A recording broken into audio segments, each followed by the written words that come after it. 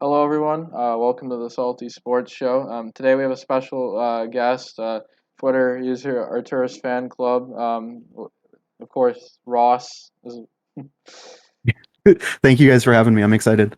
Yeah, this is exciting. So I guess we'll get started with basketball. All right, which one of us Bulls fans here are the most excited? Man, Mm, I think it's a tie. Honestly, I don't think. yeah. I mean, if it's a tie, though, I'll give it to Ross. I'll give it to Ross for This sure. Well, is I mean, like we are 100% excited. I don't know if you can go over 100%, but like we are as excited as any fan could ever be. yeah. Yeah, that's a good way to put it. I'm just glad Like, to see even like no even if we'll see how time ages with these moves. I'm glad to see that there's effort to make the team better. Right. yeah, Right. exactly. And it's like actually real effort this time because like they've had like those move like the offseason where we got Thad and Sato. It's like okay, yeah, we're bulking up the team, making the playoff run with the core, and then they realize the core is just not making it. We're not making a playoff run with the core as the main group, so they're just Yeah, kind of made turning it some major over, and they're doing changes. pretty well there. So yeah, exactly. Yeah. It feels like there's a direction. Like there's actually a goal here. It's not just, you brought up Thad and Sato. Like what that's not Mhm. a championship move. Like I understand it made the team better, but we I'll have say. championship aspirations and that's what the front office wants. Yeah, I agree. Yeah, exactly. I see it Yeah, as they oh go ahead.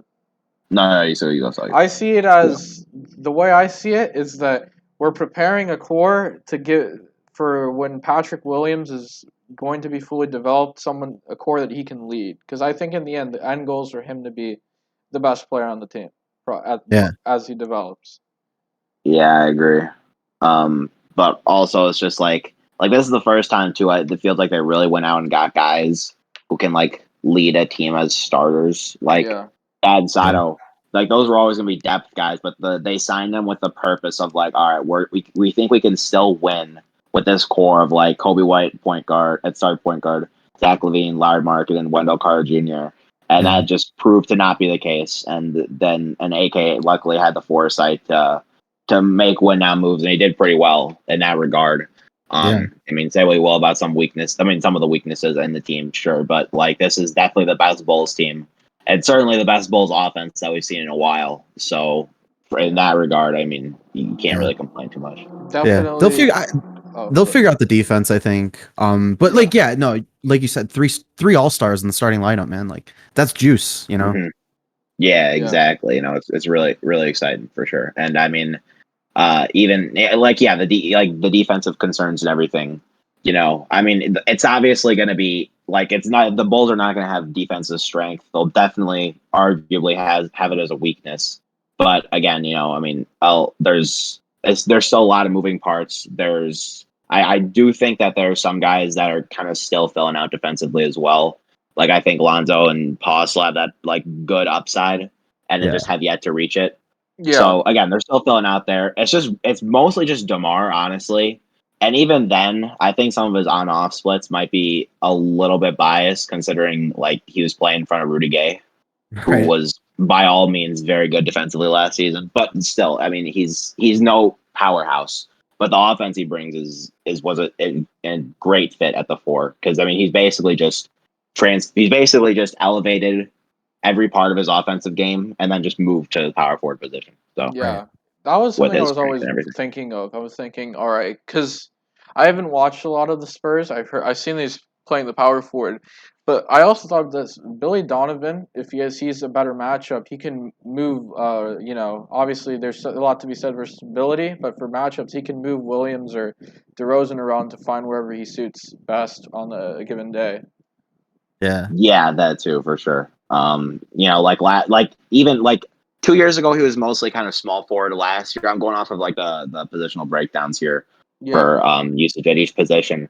I know last year mostly power forward. Year before was mostly small forward. So he has that kind of he has the versatility to move around the three or the four and play both those spots well. And again, like the offensive fit, you surround him with four guys who could potentially space the floor, and the yeah, mid Yeah. range just suddenly becomes a lot more appealing. Because I wouldn't exactly say the Bulls have their mid range as a weakness, but I still think they're kind of trying to shoot up to that like really premium level. which they certainly done with their 3-point shooting, and they're certainly trying to do with the mid range. And DeRozan was the perfect fit to make that happen. Yeah, It's total. It's total inside outside, man. Like everyone in the starting lineup can shoot from wherever. You know, there's no deficiency offensively. And you brought up Billy. That's interesting because like Billy loves those 3-guard lineups. So like you could bring in, if you want, like you could go small and maybe bring in Caruso with Zach and Zoe and have DeMar at the 4. And like Caruso brings in some defense on his own. It's a lot to play with. Yeah, not just some viewings like premium, like him on that. Like that's gonna be like that's right. That's exciting right there. I love the and Caruso definitely some Bulls signing. miss. Yeah, yeah, I did too. I love it that. grew It's on a me. big energy signing too, which I really like. Yeah, I kind of memed it at first because it's like Alex Caruso, but like he's still. I mean, he's just the bald like 24-year-old. All right, but like he's still really good. Definitely one of the best defensive point guards one of the best defensive backup point guards in the league. Probably the best, to be honest. Probably the best. Yeah. I'm not sure. Yeah, I'm not sure there's anyone better, honestly. Yeah. And some 3-and-D to the game too. So he's a pretty effective weapon off the bench for sure. Yeah. And I think at first I was scared about the money. Like I saw the money. Yeah, same. And I was like, that's a lot of money for a backup point guard. And then, as everything gets played out through free agency, we find out, oh, it's for the MLE and the last year's like $3 million guarantee. It's like not that bad at all. Yeah, exactly. What I'm actually curious about is I'm assuming I'm assuming Kobe will probably play, as a shooting guard on the second unit. Yeah. Yeah. I'd assume so, yeah. At least to start off. Yeah, because like I said, I like the idea of him as a combo guard, but I think he's better off as a shooting guard in the long run. Yeah. Mm-hmm. Well, Caruso will make his life so much easier. I mean, that's an easy, like one of the best bench backcourts in the NBA, like easily. Yeah, our backcourt as a whole that's one of the best in the league, and the two pieces that you're gonna have each other on the first two units fit together extremely well. Right. Yes, and also to want to shout out the playmaking because, like, the playmaking boost the Bulls are getting this offseason, like, I mean, that's just insane. They finally got a playmaking point guard, which they've missed throughout the last 4 years. And Lonzo, who's slowly but surely making himself into one of the best playmakers in the league, and I'd say he's probably already one of the best passers. Oh yeah, I'm a UCLA fan, so I saw like Lonzo as well as Levine in college, but more Lonzo. Yeah. I have like more clear memories of Lonzo in college. And oh boy, I mean, I was so amazed with his playmaking. I thought I was like very mad when he didn't go number 1 overall instead of Fultz, but.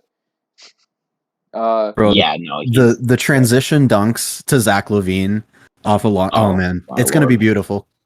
Yeah, that's just gonna be a master class right there. Flying. Yeah, and even DeRozan, because like we didn't even mention his playmaking because that's like what's been the biggest transformation for the guy. Right. Like last year, like his playmaking, his passing last year was outstanding, especially for a power forward. Like. That's just exceptional. I mean, he's great on ISOs.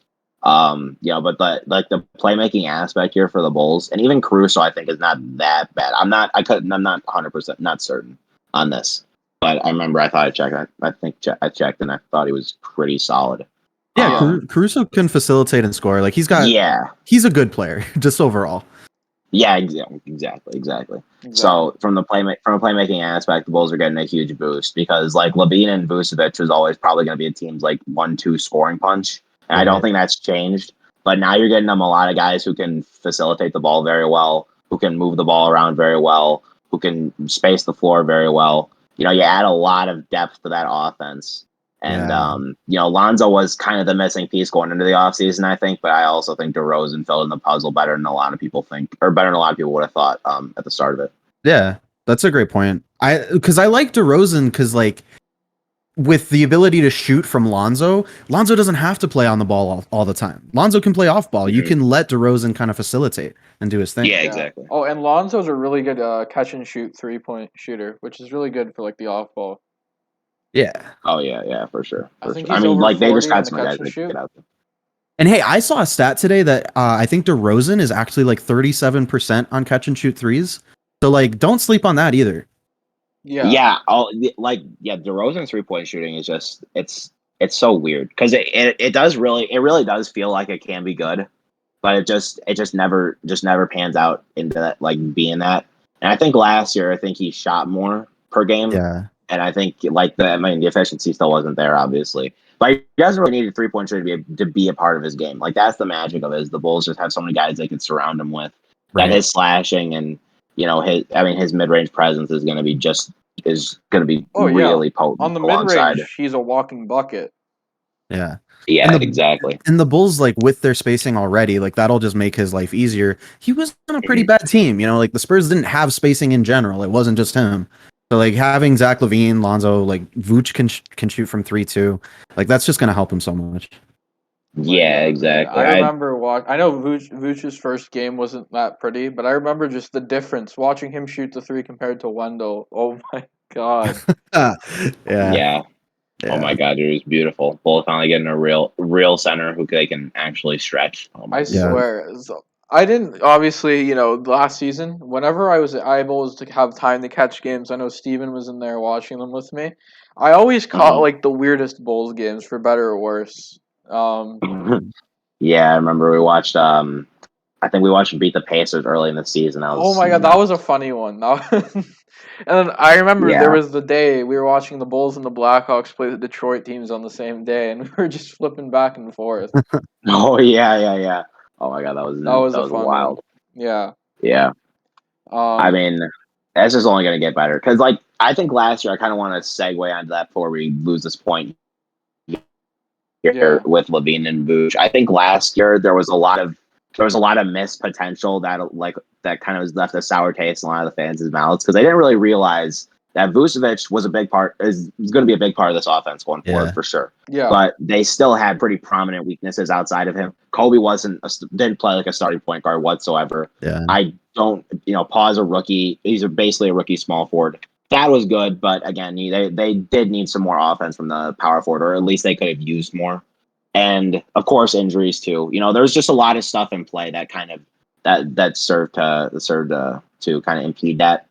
But now, like they fixed a lot of that stuff. Basically, kind of just a matter of staying healthy, seeing how these guys can improve with each other as well, because they're definitely going to mesh pretty well together, Yeah. Yeah. and kind of see where you can go from there. And I do kind of want to jump to one thing too, because I feel like we're kind of glossing over the DeRozan contract issue, because of course I know some people are kind of like very upset because like I remember reading an Athletic Weekly article. I forgot who wrote it. Damn it! That's gonna make me feel like an idiot for forgetting who wrote it. But saying is big overpay, and fundamentally I don't really disagree with the argument, but I do think it's worth pointing out, at least just to kind of keep track of how heavily DeRozan has evolved his game while still keeping that sort of strength and athleticism that's helped his slashing and mid range throughout his entire career.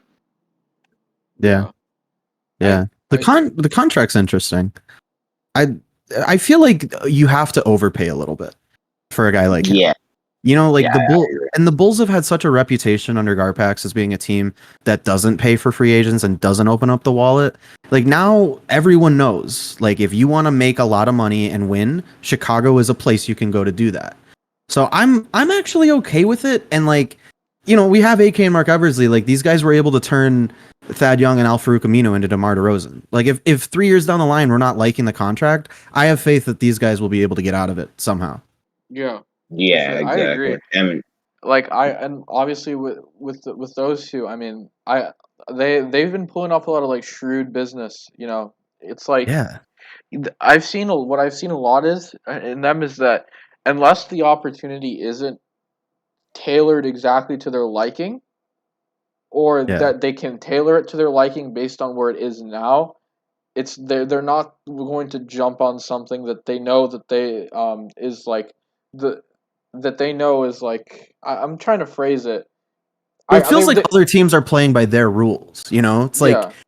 It's like this is the trade we want. We're gonna get it, and they just get it. Yeah, that's a good way to say it. Not even just other teams, like the agents of these players, they're playing by their rules. Yeah, exactly. I Yeah. guess that's the best way to put it. And I mean, Saul, I'm could you elaborate on? I think I'm still a little confused on what again? on the playing by their rules.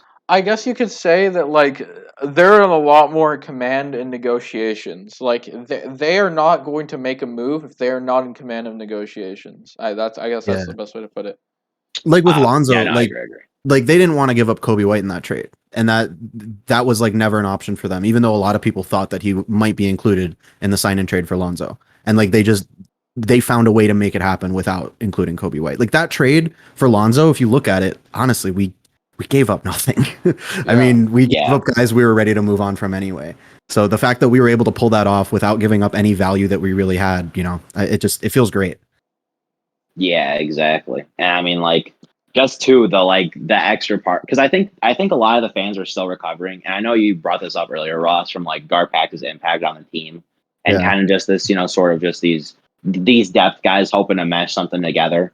And you look at AK. I did not expect us to sign DeRozan going into this offseason. I'm not trying to speak for everyone, but it still felt surprising that they were able to get all this done. And I think that's still kind of just some like the last poisons from the Garpax legacy. But it's pretty invigorating when your front office is willing to get this stuff done to better this team going forward. And they're not. Then they like concerns about contracts aside, they prove that they want to win rather than being hesitant to want to win, I suppose is the best way to put it. That's a great way to put it. Yeah. Yeah. And I mean, I really just absolutely adore this new lineup. We all know it's like the photos of the two lineups compared from like a few years ago. Was that a game against the Clippers? Crazy. That lineup, that picture. Oh man, I couldn't tell you. They ran that lineup a few times though. There might have been a game that against was the disgusting. Clippers that they ran that lineup, and I think it was at it. So it was like, oh boy, I saw that. I saw a game with that lineup. I saw a game with that lineup against the Thunder back when they had Melo, Westbrook, and Paul George, and we just got our asses kicked. It was awful. Yeah, I mean, I really hope I can see this new team in person whenever they come to Los Angeles. But yeah, I mean, like it's just so much of that was like you go into the year, you got all your guys healthy, and then slowly but surely the momentum dies, and they get kind of picked off to the injury bug one by one. And really, it just felt like by the end of the season, they had like so many guys on IR, and that they basically just roll out with the tank lineup as if they would even play him to begin with. It was just like, we're just waiting for the offseason. Yeah, man, it's like, man, I mean, all of like, it just feels like all of the heartbreak from the way the Rose window came crashing down, those draft lotteries. It feels like I can finally kind of move on from that, and like I see something new. Yeah, it's like exactly. Yeah, like we were living in that for a while, like watching D Rose highlights, talking about how we miss Jimmy Butler. It's like this is new. We don't have to keep doing that anymore. We're back. Oh yeah, I mean, this is the first time in like the longest time that I'm not thinking, man, what if we won this draft lottery, and going, man, I'm glad we have these players. Yeah. Yeah, exactly. And like that's another thing too is like they obviously going into it, it felt like they wanted to win around Zach LaVine, and like it's the disappointment over like Larry Markkinen not working out after people thought he was going to be like like a super deadly stretch four. And then next season Wendell Carter Jr. same kind of dealio with the 5, and then Kobe White, who got Gilbert Arenas comps and likely and pretty much doesn't have a role on the starting team for like the foreseeable future. Like to do that, to have that 3 years in a row and to whiff on those 3 picks, like that kills you. That kills it. So that just kills your momentum. So it was either they go build around Zach LaVine the best they can, and they managed to do that, getting Vucevic, DeRozan, Lonzo, and then lucking into the 4th pick, getting Paul. I mean, a lot of that stuff is just, I mean, it's pretty amazing. And like, it was either, I suppose you could take the more cautious approach long term and, say you wanted to rebuild or something, but the Bulls were never going to do that. And I don't think anyone really wanted the Bulls to do that to begin with, because this team can still win. It's not like they're trying so hard to win with terrible roster. I was originally thinking, okay, let's stay the course one more year for the rebuild. But the more I think about it, the way it's progressing, with the way LaVine being due, I think going all in is absolutely 100% the right move. Like It is. Yeah. Yeah. And with Zach too, like that must feel really validating for him. First time in his career, like all the rumors, like, oh, they're gonna blow it up, they're gonna trade him, they're gonna, start over and tank and everything. And like for him to have this front office come in and say, no, we're gonna build around you and we're gonna win. And they did it. Like that must feel great for him. And I'm super happy for the guy because he's finally gonna get, as he said, his respect. Yeah. Yeah, exactly. Like that. I mean, for me, it just began with the Vucevic trade because going into the deadline, I was like, all right, this is either probably going to be the time for like I was the pessimistic side of me was like, all right, we're probably going to remain stagnant, just kind of stay the course and see what happens going into the second half. And then the Vucevic trade is kind of like, when you get, kind of kicked in the nuggets, so to speak. And you realize, no, okay, this is not what we're doing. We realize that we realize something bad's happening here, and we're gonna try to fix it. Like, it's pretty reassuring. It's very reassuring to say the least. And I still like the Vucevic trade. I liked it then. I like it now. Yeah. It's a lot better now for sure. Type of move was, yeah, exactly. Just that type of move was just, it was, like I said, again, kind of recovering from the Garpac's legacy. It's surprising to see, but AK, he's a guy who wants to win. He's a guy who's going to do what he needs to do to win. Yeah. And he still did this too, trading one of the three guys we drafted, like one of those three top picks, and still being able to get Lonzo in a sign and trade for the next 4 years. Dude's 26 years old. We're going to basically have him going into his prime at $20 million a year. We got DeRozan on, back end of a prime aging curve, but again, still transformed his game. Still very effective. Very effective. He's a good facilitator, good slasher, good mid range, and you get Vucevic, who was the only guy the Bulls gave up a first round pick or like a former first round pick for. Obviously, the two future firsts. And what I like and everything. What I like about trading Wendell specifically is you think about the timeline we have at center. We have Vucevic for now. In the long run, we have I'm gonna butcher the name, Simonovic, I believe. Yeah, Simonovic. Yeah. Simonovic. Yeah, and as you know, AK is very good at scouting. I think he's Serbian, right? Yes, exactly. He's actually from Montenegro, but he played for Serbia. Oh, okay. Yeah. That was But same thing. Like scouting these guys from EuroLeague in the second round, and like something I want to just touch on real quick because like you were naming all those players and something that we never had before: playoff experience.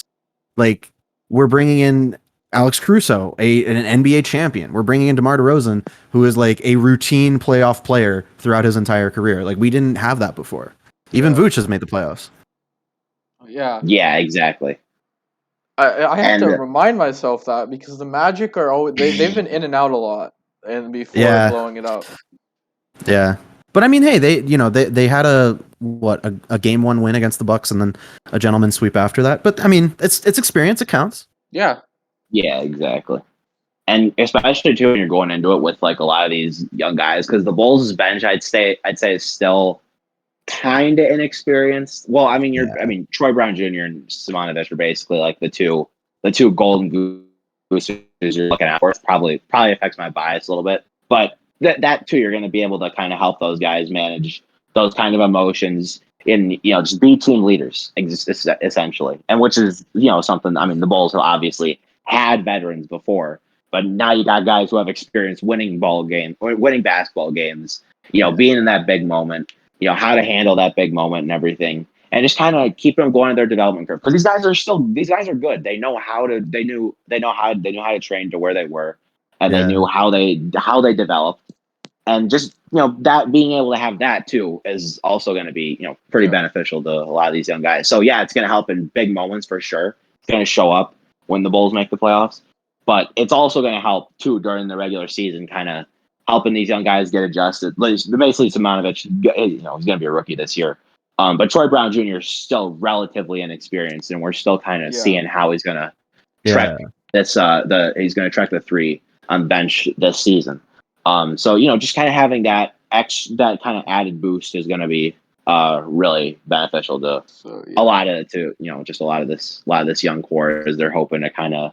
Because like I'm not gonna pretend that DeRozan and Vooch are gonna be great forever. They're entering their 30s, and so you hope that these guys would eventually be able to kind of help kind of help fill in if needed as it goes along, or if when push inevitably comes to shove. Yeah, like I But I love said. it. So Oh, Yeah, go ahead.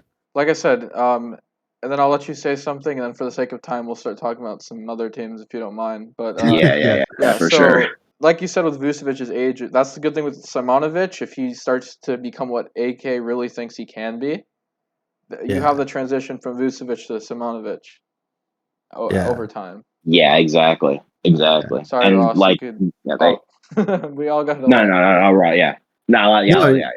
you're good. No, but I love it because what we're describing here is the vision. Like there's a vision, there's a long-term plan. Like we're gonna try to win now, and we're also prepared if we don't win now, and we're developing Patrick Williams, and we're gonna develop Marko Simonovic, and like in 2023 we're gonna get these contracts off the books.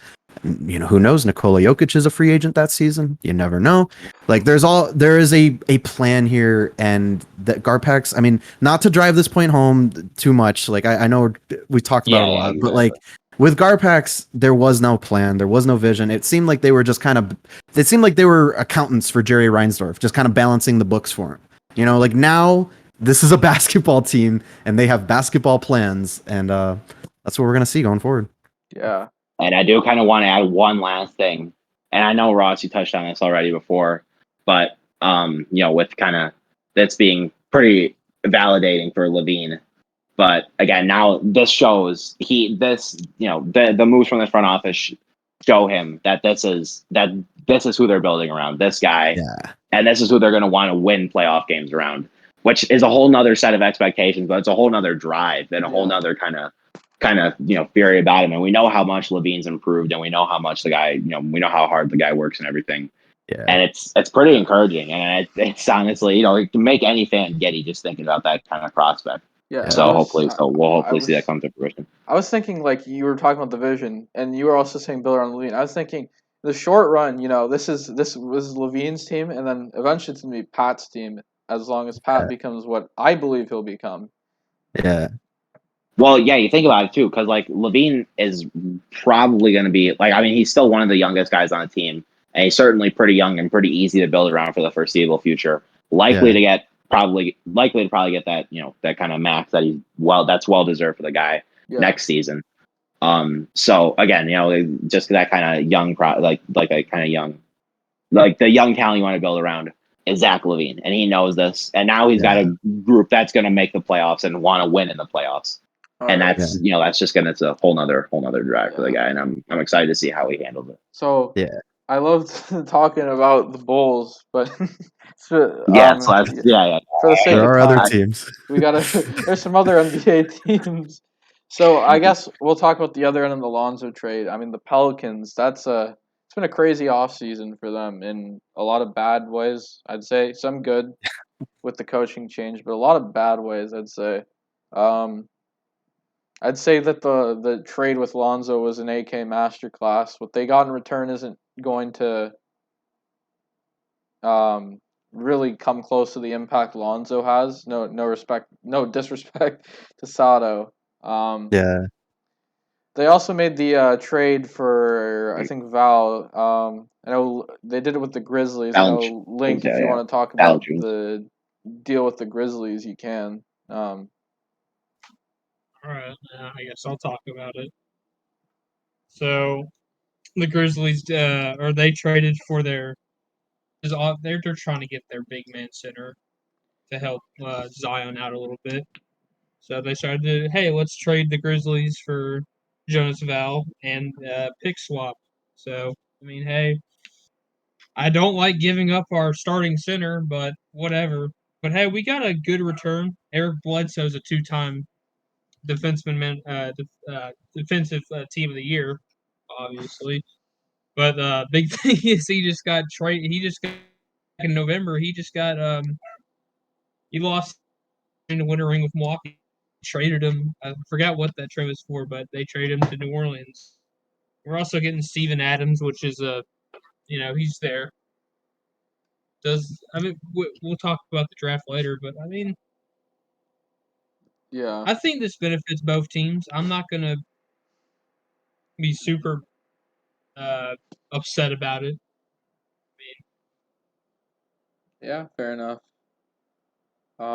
Yeah, I mean they still have Zion and Ingram to build around, and losing Lonzo, definitely hurts. I think that's kind of a little bit the cost of doing business. When you're gonna, because they're definitely gonna have to give Zion, like the way he played last year, the way he's projected to play in the future. Yeah. He's definitely a max guy, potentially a super max guy, and they already gave Ingram a max, and so Lonzo's kind of like the odd man out there, and he's a Yeah. pretty big loss, no doubt. But I mean, again, they also had to work with Steven Adams and Eric Bledsoe's bad contracts. Yeah, Like don't forget they traded for Devontae Graham too. yeah, exactly. I forgot to add him too. I thought they should have I thought that's who you're gonna jump to, instead of the Valanciunas trade. But yeah, no, they're still kind of dealing with that fallout and trying to piece this core together as best they can, with the losses that they're gonna have to endure. But I mean, hey, they have a plan. They have guys to build around. I mean, I don't know. We'll see how it pans out, because right now they're in a little bit of a they're definitely in a struggling situation, and it's never great to be kind of passing along bad contracts in the NBA. Yeah. So we'll see. yeah. Yeah, that was a pretty interesting set. And then, I guess the next couple teams, the Knicks and the Celtics. So Fournier and Kemba are off to New York. I mean, that's a Yeah, Knicks also pretty much kept everyone from last year. yeah. So Oh my Yeah. God, when I heard that Derrick Rose resigned, I was so devastated. yeah, I did kind of hyped want for Rose. that. Man. We got all hyped for the return. He was. Yeah, we did. He was actually like I mean, I know it's been mean to hell like in the last few years, but he was such an effective weapon for the Knicks last year. Like Yeah. it was incredible. He would have fit in nicely. I'm not mad with Caruso. I think Caruso honestly was your probably next best option outside of Rose, Yeah. or at least one of the best ones. But he's going to be a very effective weapon on the Knicks if he should be able to repeat what he did last year, which I don't think is out of question. Yeah, and I wonder if the Knicks are gonna, they always talk about a BS rumor, but a lot of them are saying that they're the only team that are in on Sexton right now. So they could, I mean, if they're aggressive enough, they could get Sexton for pennies on the dollars, on the dollar. Yeah. What's Yeah. their starting guard? Wait, what's their guard situation looking like? Like who's starting and who's on the bench right now? Because I know assuming it's like there's a little bit of a Kemba, log. I'm not sure. Probably Kemba. Yeah. I mean, it's interesting. Like, it feels like they just have a bunch of backup cards. No offense. I mean, like, Yeah. I obviously love Derrick Rose, but like, Kemba's not really at that point in his career where I feel like he's moving the needle a whole lot. Like, it's nice that they got him for cheap for sure. But I just feel like, as a starting point guard, I don't think they really upgraded that much. Yeah, and obviously with Quickly, like you feel like Quickly is more suited to be a combo guard than like a pure point guard. So Yeah. there, Yeah. yeah. So there's that question with him. But I mean, they've improved it. They've given themselves options. I guess at the point guard, they got rid of Alfred Payton, which in itself is a big plus. Yeah. Yeah. Exactly. Yeah, for sure. Um. Yeah. I mean, it's basically last year's team plus Fournier plus Kemba plus. Man, I forget. I don't know if I'm forgetting anyone. Plus potentially Sexton. We'll see. Yeah. That team. I mean, they coached well. They coached that team well last year. They should be able to coach it well again this year. Yeah, that could be a really nasty team. Yeah. Yeah. And in the draft, they got two of the guys that I really wanted. With Miles McBride and Quentin Grimes. So like I'm also like really high on those guys too. So like I feel like they had a sneaky good offseason, I think. Yeah. Yeah. They did. I think they took care of some things well, and I mean I'm pretty happy with who we got. We got Ao, and he was really good for Illinois. Yeah. Guess now, I mean, going from the Celtics, they lost those guys. I mean, I'm trying to think. I think they brought in Dennis Schroeder, right? Yeah. Yeah, they got Al Horford too from Yeah. OKC for Kemba. They got a really good contract for Schroeder. Yeah. Yeah, $6 million. I kind of feel bad for him because he wasn't that awful in that playoff series. It was just those final two games when the entire Lakers were really just out of it. He was recovering from COVID too. Yeah, the worst part of it was just that he turned down that $80 million extension from the Lakers. Yep, yeah, that's he should have taken it. He should. Yeah, like that. That's what really hurts to go from that to taking like a prove it deal. of Yeah. $6 million. Like that's Yeah, I disappointing. feel I mean, bad for his Schroeder. his agent's probably Yeah. pissed, but yeah, I mean, Yeah. if you like, I think he just wanted too much money and waited too long. Like he probably could have negotiated a better contract, but I think he waited too long on that one. Because like you see, kind of the same thing with Lauri Markkanen, of like they both thought that they were going to get this payday and they waited too long, and now no one wants to pay them. Yeah, exactly. Sucks to see, but I mean, it's just Yeah, the price of being high on yourself. And then Stuff happens. of course with the Schroeder, I feel like Schroeder's reputation took too much of a damage, and I'm not gonna. This is kind of weird to say because I feel like a lot. Okay, at least from like online, I feel like a lot of LeBron fans were looking for someone to chuck under the bus, and Schroeder was like yeah, a perfect guy to do it. it's a good Mhm. point. And he just Yeah. he gets memed a lot for the money thing, but like that doesn't mean he's a bad player. Like the Celtics, I honestly the Celtics totally this offseason I feel like kind of dropped the ball, but that's a good move for them. Yeah, I like this move a lot for the Celtics. Speaking of it's like the Lakers. Russell Westbrook moving off Mm. Kuzma, Harrell. I mean, this is a very interesting move. I don't like it for them personally. Like I like Westbrook the player, but Yeah, a ball dominant player that doesn't provide any shooting isn't what they need. Yeah, yeah, exactly. And yeah. he improved last year on Washington, but honestly, I don't know. It's difficult to see him being a super high impact player in that offense, or at least building around it, or at least not Yeah, building around it that well. because I still think Yeah. that front office is pretty average. I'm gonna be honest. I know they almost got they were considering like a move for Buddy Hield. That would have been a much better fit than Yeah, Yeah, for yeah. sure. It's funny, like with the Lakers, because it feels like they're almost the anti-Bulls. Like we were just talking about the Bulls spacing. Like the Lakers just have none. They say great players will make it work, and like they have a bunch of great players, but I don't know, man. That spacing that's troublesome. it's generationally bad spacing. Yeah, Yeah, like And they tried fixing it. Like they got okay, they didn't even really try fixing it. Let's be honest. All right, they patched it with like Danny Green and like Wesley Matthews, but yeah, it was always a primary weakness. That team's just basically going to revolve around LeBron and Davis, and just basically get them a bench that works around them. Doesn't even have to be good, and that team's got a chance to make a run. And that's kind of the mentality of the Lakers, in my opinion. yeah, And I don't know. It felt like they panicked and got a little bit scared of what's they were concerned they were just going to be a one and done championship team with yeah. this group of players, and so they just went out and tried to get Westbrook. But we'll see. yeah. I could see with the Lakers too, like I could see them having like a disappointing regular season and people like memeing them and making jokes and stuff. But once they get to the playoffs, like they have all that playoff experience. They have like the stars that you need to come out during the playoffs. They might like sneak into the playoffs and then make a huge run when they get there. Yeah, I could see I that. can see that. Yeah. Yeah, the Although Lakers. I mean, when you got a I'm gonna guy play like devil. I LeBron, want to play devil's advocate. I want to play Yeah. devil's advocate a little bit because I thought the Lakers were a prime candidate to do that last year as well, before Yeah. getting kind of just curb stomped by the Suns. Yeah. to be fair, It's tricky. to be fair, I wouldn't say they were 100% health wise either in that series though. Yeah. Yeah, I mean, as they were recovering, but they had the guys back down the stretch, and I mean, I don't know. It's like I don't want to discount it, Ross. I'm just saying I don't know. It strikes me. They do strike me as a team who could disappoint some people. That's a great point. And as NBA Twitter would like to say, LeBron's legacy is on the line once again. I mean, we'll see. Yeah, exactly. Yeah. I mean, like I said, I think the Lakers I mean, their upside's the championship. Their downside, I mean, their downside could be pretty ugly.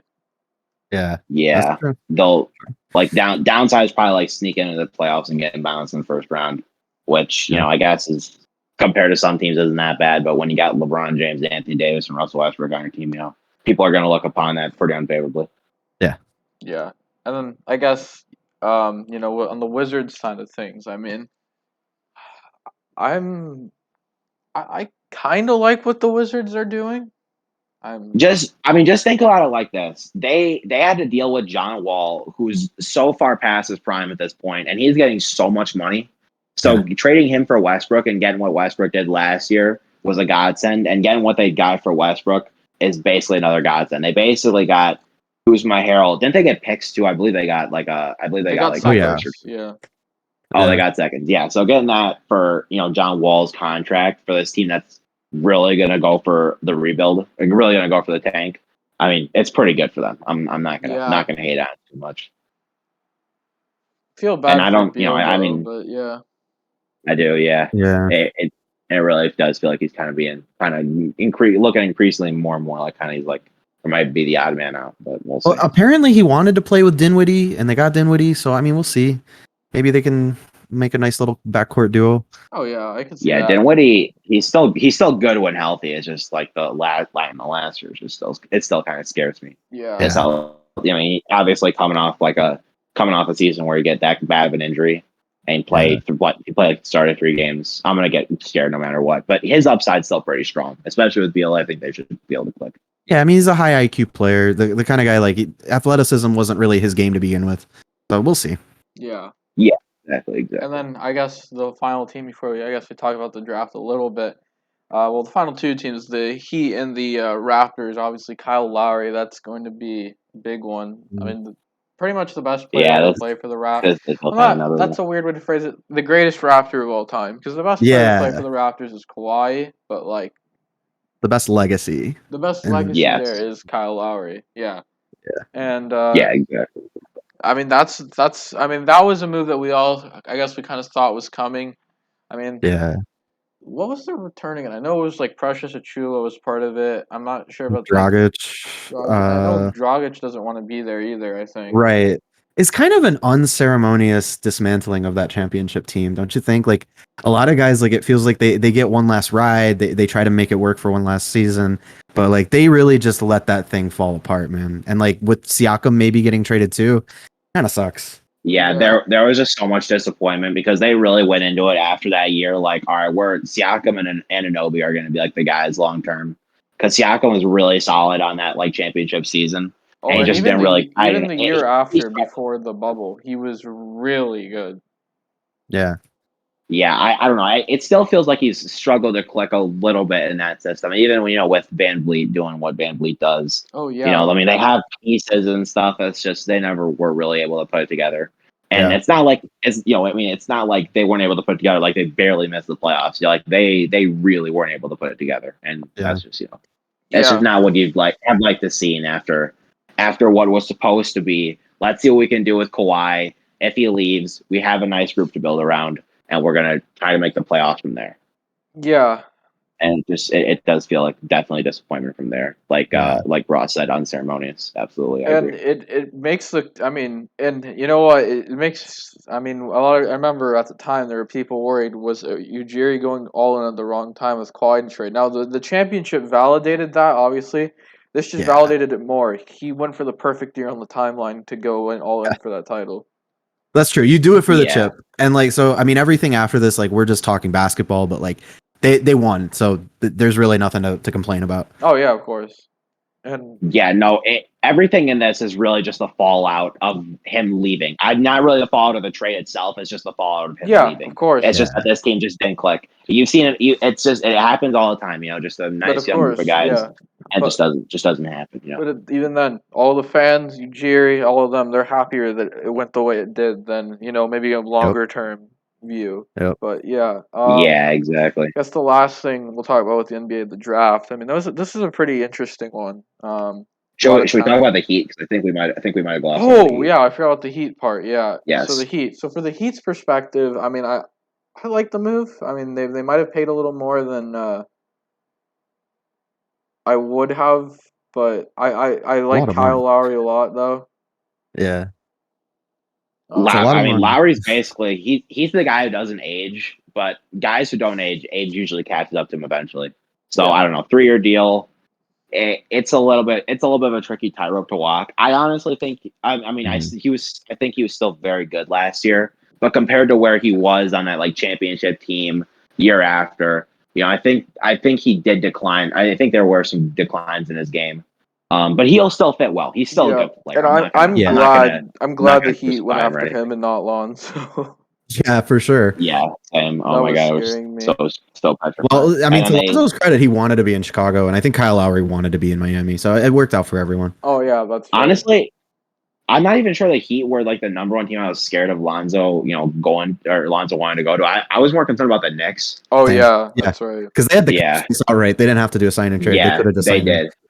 Yeah, they had so much. They could they had a black hole in their pocket, Yeah. they just had holes in their pocket, and they were just like, all right, someone pick up the money, please. They went for And Fournier. that scared me.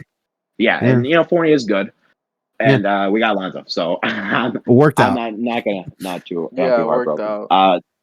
I think the Heat too, giving Duncan Robinson that extension is probably going to be the biggest curse to this offseason for him. Not the Kyle Lowry's or even over the Lowry signing. Oh I yeah, think. that Duncan Robinson one's a Because nightmare. They gave out a Yeah, lot of that- money because they also re-signed Butler, and then they got PJ Tucker. They gave out a lot of money. Yeah, their cap Yeah, space I is mean, they gone. Yeah. yeah, I mean, they're just constantly on like the I think the pieces are still there from when they won the East. But again, you look at like their competition now; it's a lot steeper than it was before. Now you Yeah. got Durant, Kyrie, and Harden. You got the Bucks. You got a revamped Knicks. You got a revamped Bulls. You And I mean, wonder I if still they think they're peaked going to be better. early. I still think they're going to be pretty good Yeah. in comparison to all that. But now they've got like no cap. They're building around some aging players, and they're building around guys who they overpaid. Yeah. Like they really went all in on this like this 3-point shooting. On the 3-point shooting core, and it really just isn't that good. Like Harrow and Robinson. Oh yeah, It's just Yeah. it leaves a lot to be if there's desired. gonna be one regret that's always gonna wander on the minds of Heat fans, it's gonna be not getting Harden. Yeah. They didn't want to trade for Hero. sure. That's ridiculous. I Oh my thought it was goodness. also they wanted so much of the roster, and they were having a COVID infestation at the time that like okay, It wasn't meant to be. yeah, It wasn't meant to be. It's just a team with holes in the pockets. With the Heat though, it's like I don't know, man. I don't know what the long term play is there. the Heat, yeah. Like in 3 years or 2 years from now, like I mean, maybe the idea is like Kyle Lowry might retire before that contract expires. I don't know, but I mean, they went all in on defense too. I mean, to their credit, like that's a very good defensive team now. That's their identity, Heat culture. So we'll see, but I just feel like they're still gonna have the same problems they had last season. You know? Yeah, I agree. Yeah. Something I was gonna say, I guess, unlike with the Sixers and the Harden idea, because I feel like with the Sixers, I think the Rockets just didn't want to give him to Morey. Um, with the Heat, they had the actual opportunity to do it and turned away. So I feel like I think that's gonna resonate with their fans a lot more than it would with like the Sixers, where yeah, a lot of people have said that Morey was willing to move like Ben Simmons. It's just that the Rockets were stubborn. Yeah. But Ben Simmons is interesting. Yeah. I wonder what's gonna happen with him. I don't know. I'm still a Ben Simmons truther. I'm gonna be honest. It's just it does feel like a missed opportunity for the Sixers because realistically they built the best team around because they made their position clear they want to go all in on Simmons and Embiid working. And say what you will about that, and there's definitely problems with it. But leaving all that aside, they did the best they could with that in mind. And just to be bounced by the Hawks, I mean, that's just disappointing. It sucks, but I agree. I feel like that, Simmons has so many deficiencies that you have to make up for, and they did that. They were able to make up for those deficiencies at least, during the regular season. I mean, yeah, exactly. Yeah, playoffs are a different beast, and Ben Simmons is a guy that I still think has value, and he's good at the things that he's good at. And you definitely have to cover up the things that he's not good at. But that doesn't mean he's not a good player. And NBA Twitter runs away with that kind of stuff, and they'll do what they want. But I think in league circles, people still see that he has value. It's just not for first rounders. Yeah. Yeah, honestly, exactly. I like the fit that he could have in Minnesota for some reason. I think I could see that because with the shooting, he has a shooting big now. With right. with Cat, Cat and Simmons is a much better mesh than Embiid and Simmons. The only problem is that Cat likes D'Lo a lot, and D'Lo would probably need to be part of a deal, and yeah, I don't think that can happen because of that. Yeah. Yeah, I guess kind of moving on to the draft, which we'll do quickly, kind of the sake of time. Any Yeah. particular picks that you were impressed by? Any team's draft classes? Oh, the Thunder. I liked what the Thunder did. I know a lot of people are memeing them for Josh Giddey. I actually am pretty high on Giddey. And then they made like a million moves and got like a bunch more players. So I thought that they had like a pretty effective draft. Yeah. Yeah. Yeah, Thunder for sure. Nets we already talked about was pretty impressed with them. Yeah. I'd say for ones we haven't talked about thus far, I don't know. I jumped to the Pistons a little bit. You know, obviously, you know, getting Cade's huge, but I don't know. I like the profile Garza has. I like the potential there. We'll see how they build around it.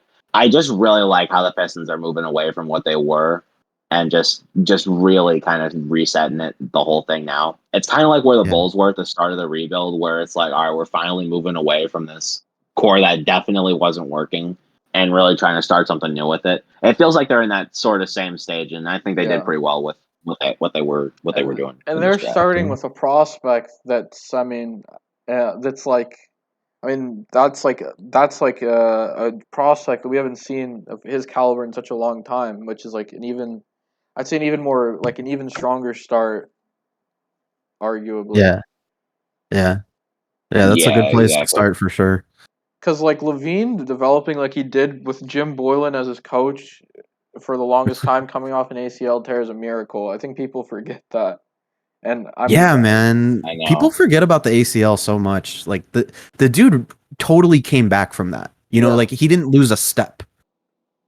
Yeah, like the still athleticism flies is like as much crazy. a part of his game now as it was before. And So, I think he's stronger too than he was when he was drafted and everything, which definitely. obviously is natural for guys who are coming into their frame. But like he definitely didn't lose a step. He might have gained more, honestly. Might have gained more than he lost. And when you're talking ACL tears, that's basically the equivalent of a massive fleece, so a massive win. For a player that plays like Levine, an ACL tear is really scary, but like he came back better. Like it's insane. Like we're Bulls fans, we know ACL tears. We've been there, done that, and he totally maybe it's just technology's catching up. I don't know, but I mean, he definitely made me reframe what I thought an ACL injury meant for a career.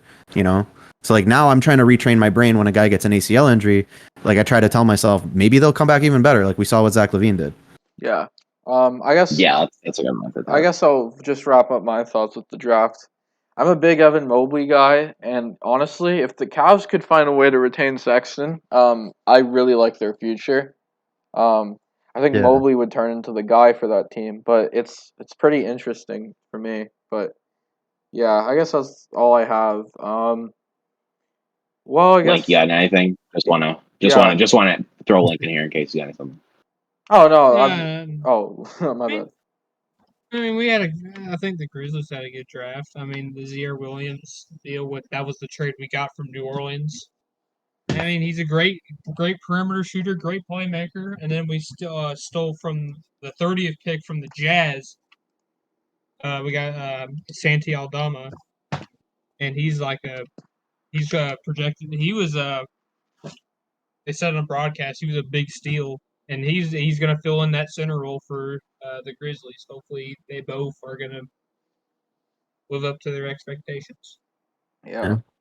Yeah, for sure. Anyone have any closing thoughts for the NBA? Or I think I've said my piece. Yeah, I think we covered it all, man. It's been a crazy offseason. Yeah.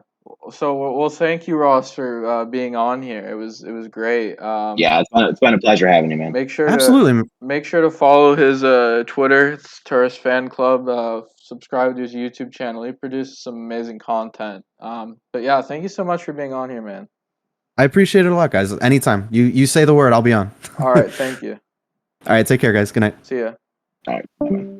So I guess we'll move on to the NHL. And Steven, do I need to get the tears flowing? We were so happy talking about the Bulls. Like, no, dude. What we said about the Bulls, like them going all in, but it's not like it fell forced or anything. That's literally what the Blackhawks did. Like they just they literally saw that this team was collapsing in on itself, or at least like they weren't good. They probably weren't going to win with K and K as much longer. And they were just like, all right, man, here's what we're doing. All right, we're Oh giving my god, Seth dude! Jones What and happened Brent to the Seabrook. We're giving Seth rebuild? Jones, Brent Seabrook treatment. Yeah, we're giving Seth Jones, Brent Seabrook treatment. First, we're gonna lose the trade for the guy. All right. Then we're gonna lose the negotiations even harder. All right. The worst And part is that it seems like Chicago was the only team he cared to go to. Why did we I know act like he had all? We had all the leverage and pissed it away. oh my goodness. This is And if he was the best defenseman in the NHL, that's one thing, but he's not even close. yeah, the worst part of this too is Bowman. Like this is typical Bowman to just start off the offseason with like just a huge loss, and then just make all these like series of like good depth moves, and it pisses me off so much. And the same thing happened here, like getting Fleury for nothing. Like we're basically hugging the cap at this point, but we surrounded Jones pretty well for for our circumstances. And that just I can't pisses me believe we off. let go of Like, Suter though. That makes me sad. yeah, that was disappointing. But I mean, this team, they're so stacked offensively. I don't really care. Yeah.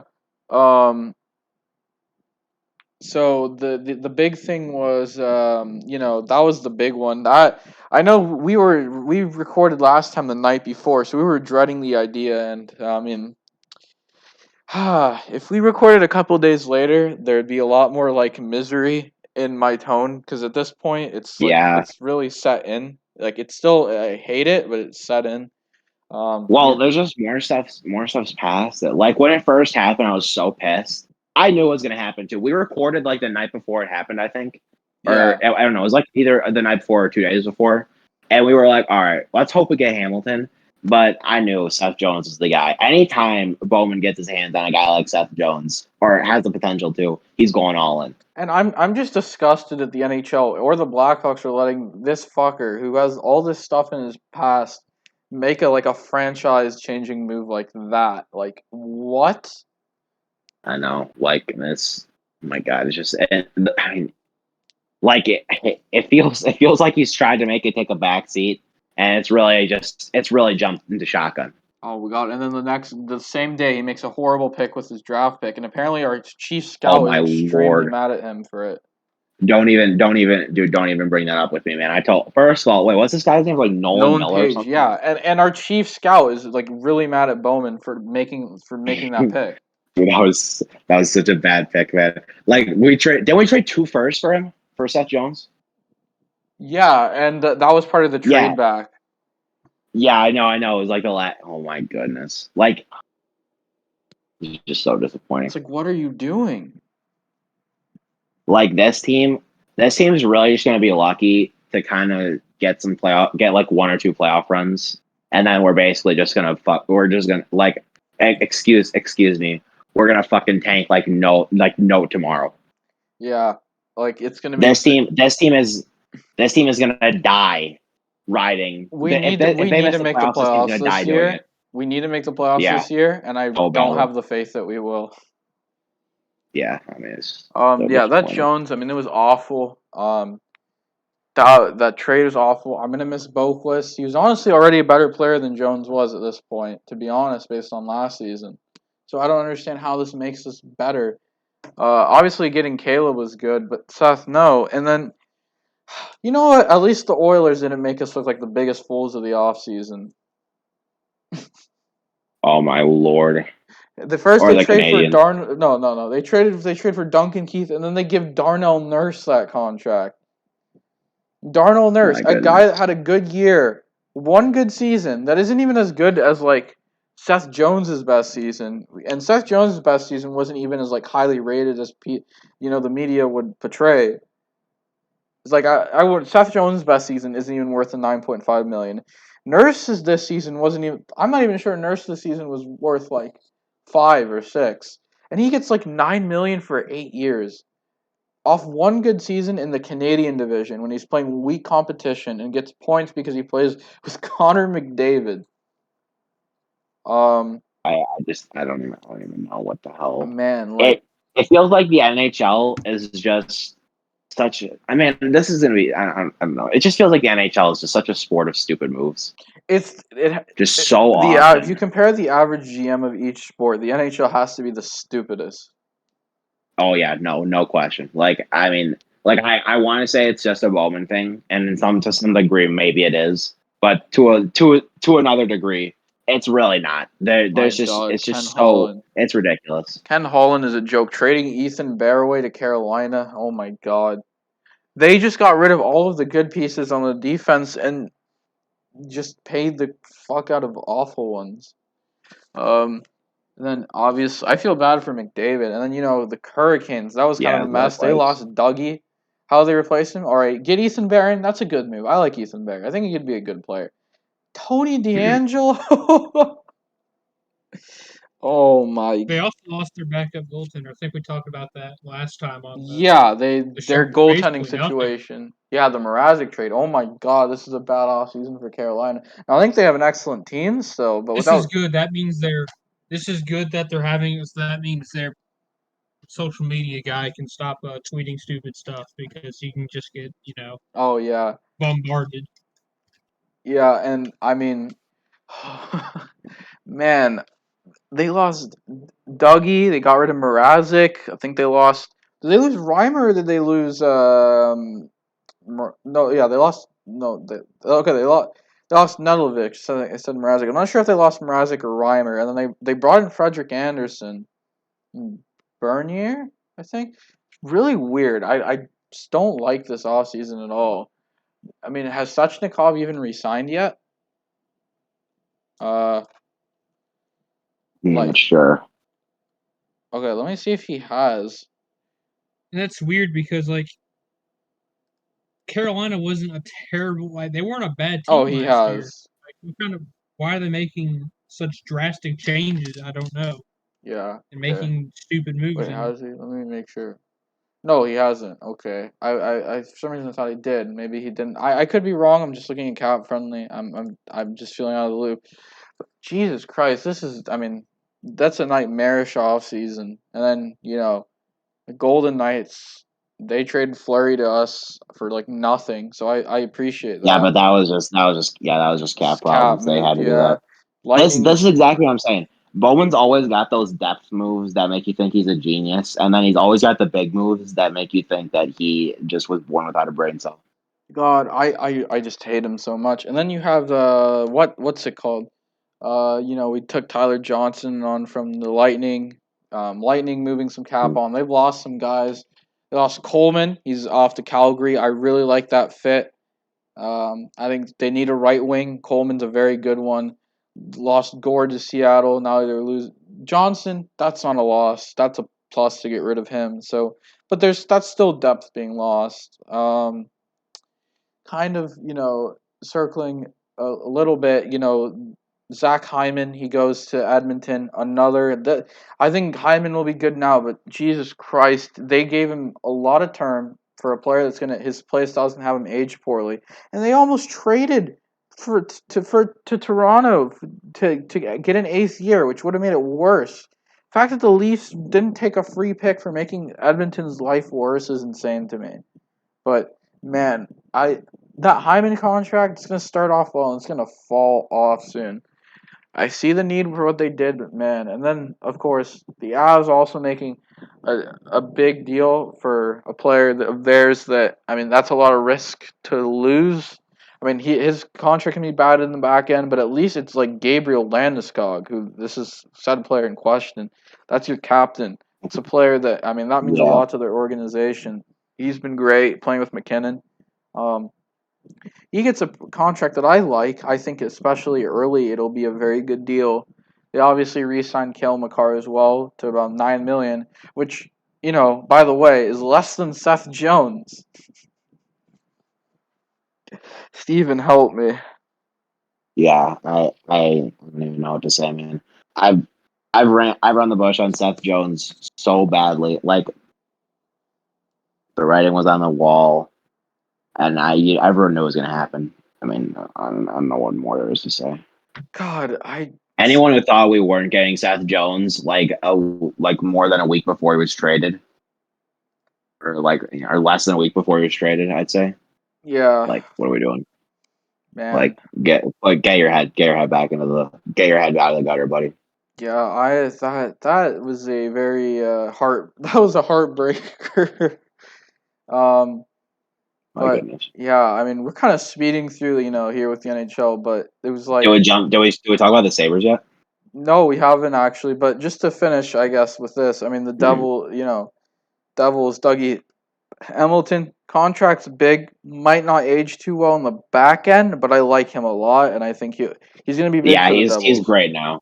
He's He's great great. now. You pay for the prime. You don't pay for the back end. Yeah, And in that regard, you it's get a good. big number one defenseman. That's what you need. You get Dougie Hamilton on the open market. Perfect. Good for you, New Jersey. I'm still not certain the Devils are kind of ready to go for I it. don't I think think they are Dougie would have. this year, Yeah, but they're taking a major stride forward. yeah, exactly. But I don't know. I feel like Dougie could benefit from a team that could do it like right from the get go. I think the Devils are a little bit more of a long term Man, it's project. like But he I don't would know. have We'll been. see. If the Hawks were going to go on like this, he would have been such a perfect fit.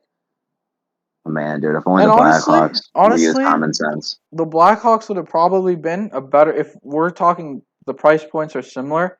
The Blackhawks project would have, if we didn't trade for Seth Jones, I think it would have been a better sell for Dougie Hamilton than the Devils project is. Also, who would want to play in New Jersey if you have I'm gonna be similar honest, money to go probably, yeah. to Chicago? I don't even think they ever really cared about Hamilton. Honestly, like you're right. Like even if the Blackhawks just showed an ounce of care for the guy, we'd probably be talking very differently right now. Yeah, we'd be But oh happy. my But god, nope, Seth Jones. yeah, exactly. You have all the leverage. He wants to be here. The Jackets know they have only one season to trade him. But what do? You overpay to hell and back. Great You give up job. 2 first-round picks. You gave up 2 first-round picks plus Adam Boquist. Wait, who else do we give up? I forgot. We All I well, remember is we gave no, Boquist and it two was firsts. that it was the well. I would say there was more of a pick swap plus Adam Boquist and another I'm pick. not calling 10 to 30 a pick swap. I'm not calling that a pick swap. Fine. Okay. To be Especially fair, we made a really bad drafting pick like with they did. 30, so it might as well have been 2 first-round picks. Yeah, exactly. And My then it was God. Boquist and what was it? Someone else or No, no? that I was forget. it. It was the 2 picks in All right, Boquist. yeah, Yeah. I guess that you could have said it could have been a pick swap if we did something well with it, but fuck. yeah. No, dream on for that, I guess. My God, though. And then obviously, I mean, yeah, with the Sabres, I mean, Jack Eichel, that trade saga. I think he wants a surgery. The Sabres don't want to take the liability of the surgery on, if I'm correct. So it's a very tenuous cycle, and this could be kind of bad for the trade value. Teams, I guess teams want him to get the surgery sooner. Um, obviously, with the Sabres, I mean, I feel like you gotta find a deal soon. There has to be some good offers out there.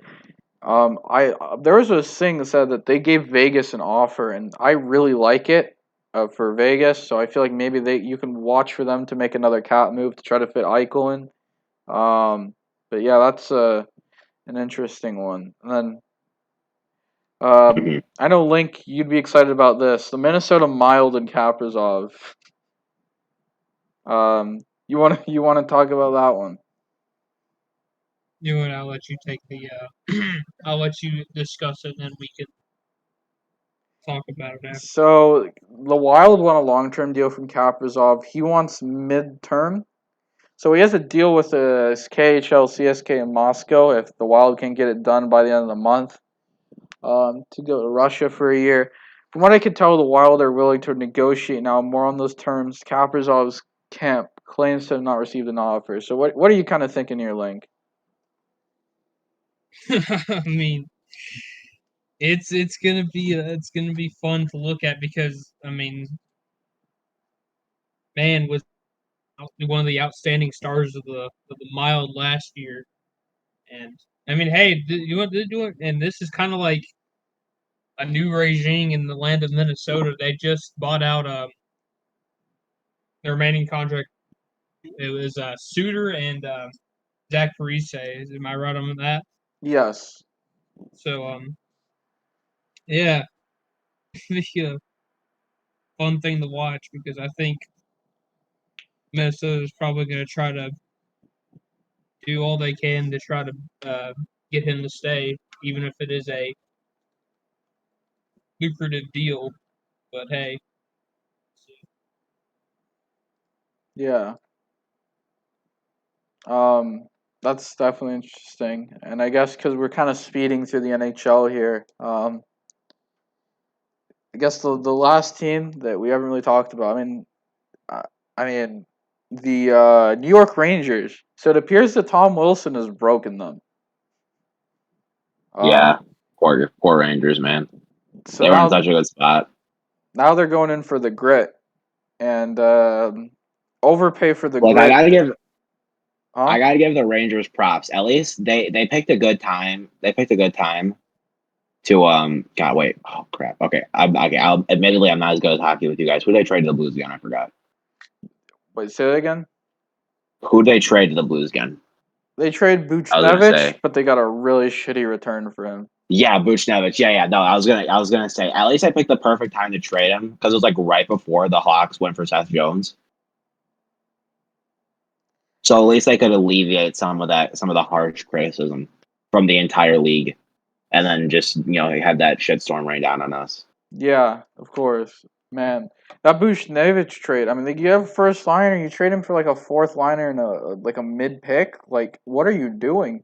That was Yeah, I have no that's idea how baffling. That's they baffling. rationalize that. And then of course with you know, that was man, that's an awful deal for the Rangers. And then trade for Goudreau, re-sign him to a way too overturned deal. Trade a third, which is basically what you traded Buchnevich away for Ryan Reeves. Whew. I mean, I felt like Reeves to the Rangers was going to happen, but a third, my God. Ryan Reeves is not the equivalent of Pavel Buchnevich, but, big props to Vegas for getting that much back.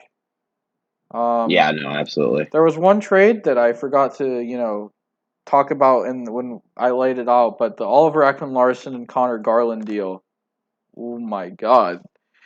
Good job for great job for I mean I like Garland. I think he's a good get for Vancouver, but I could tell Larson he wanted to be in Vancouver. I feel like they should have tried to get more retention. Vancouver dumps a lot of contracts. I mean, this is some short-term flexibility, but they get an awful contract and a really good player. Arizona, they get picks, which is what they want, and I guess just to say it like this, I'm good on Arizona for pushing a reset on that rebuild. Not pretty at all for Vancouver to get the Larson contract. Uh,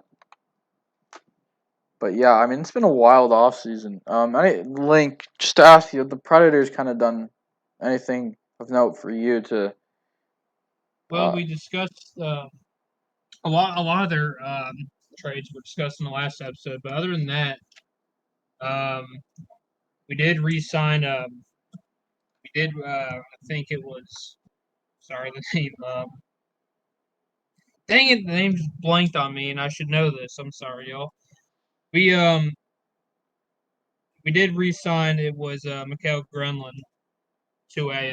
I think it was. yeah, Let me pull it up. I'm sorry. It was to a deal that was it was an all right deal. I thought you could shave off maybe 200,000, and I could call it okay. That's a pretty good steal, but if it's only two that's hundred thousand, I mean whatever.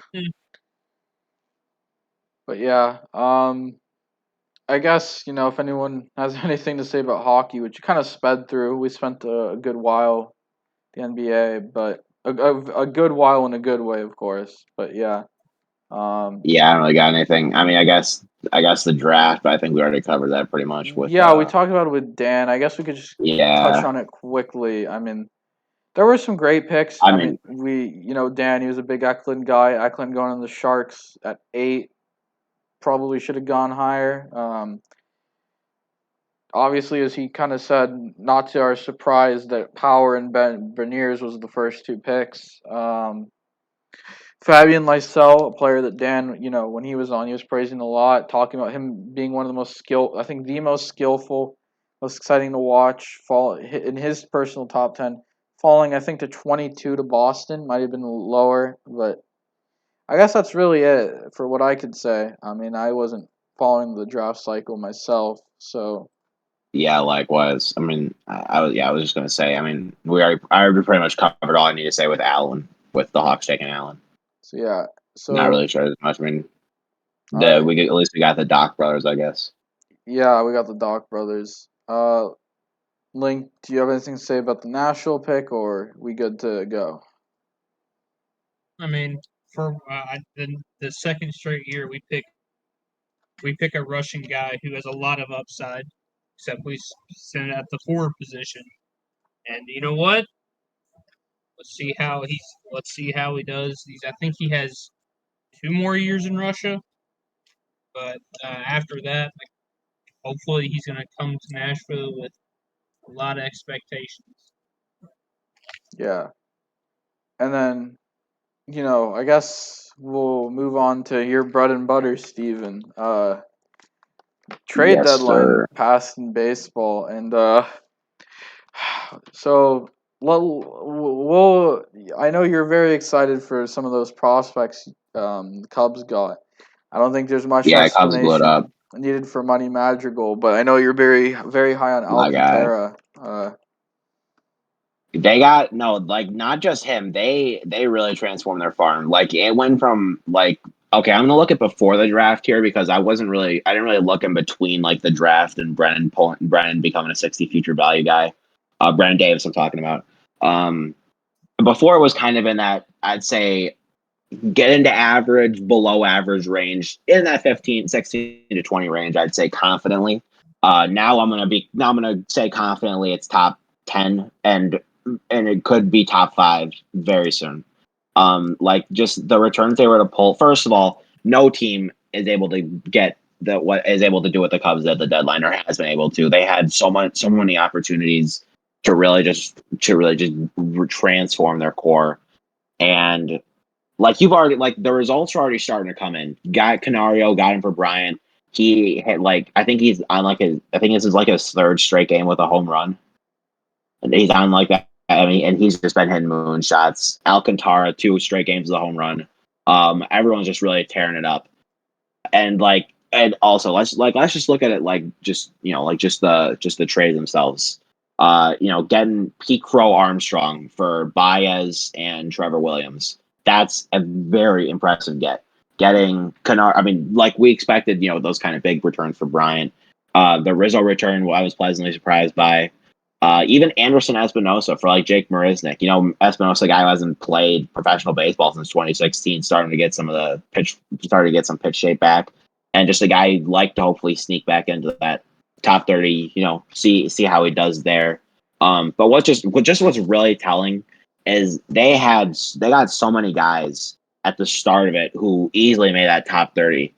And now you look at it, they're not even on there anymore because there's just how many guys. There's the pure quantity the Cubs were able to acquire. I think it had to be about 15 players they were able to receive. And that's basically what makes them a confidently top 8 team. And you look at it, you look at the stretches that some of the guys are having in their second half. And honestly, that really could be entering the top 5 range because the Cubs right now are awful. They just lost their 7th straight game to the Brewers. They're going for a top 5, top 10 pick here or there. They're going to have an extremely low payroll this offseason.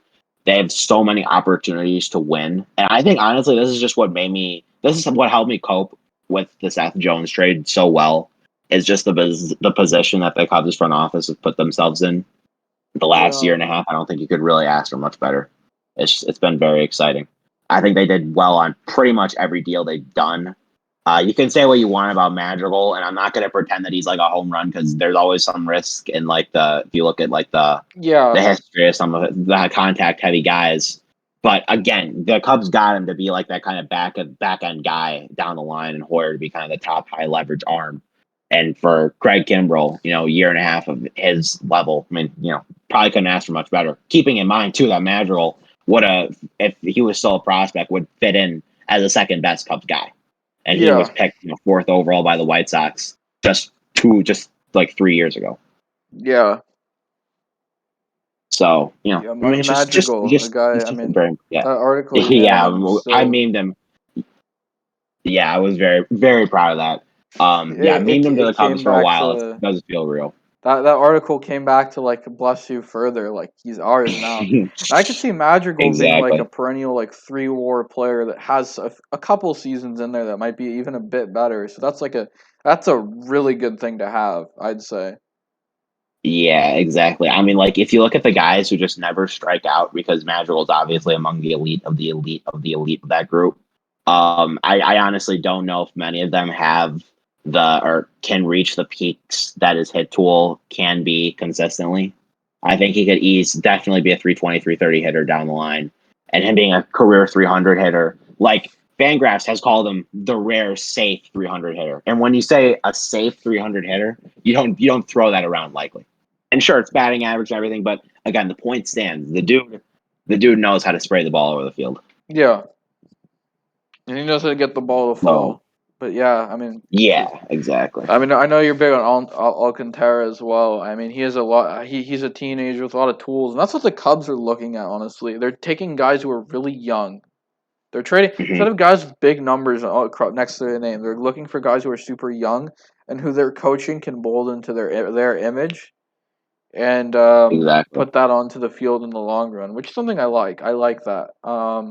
It's what they did with the Darvish trade, getting Casey and Preciado. Casey, I think, has like a 1.1 OPS in the ACL right now at 19 years old.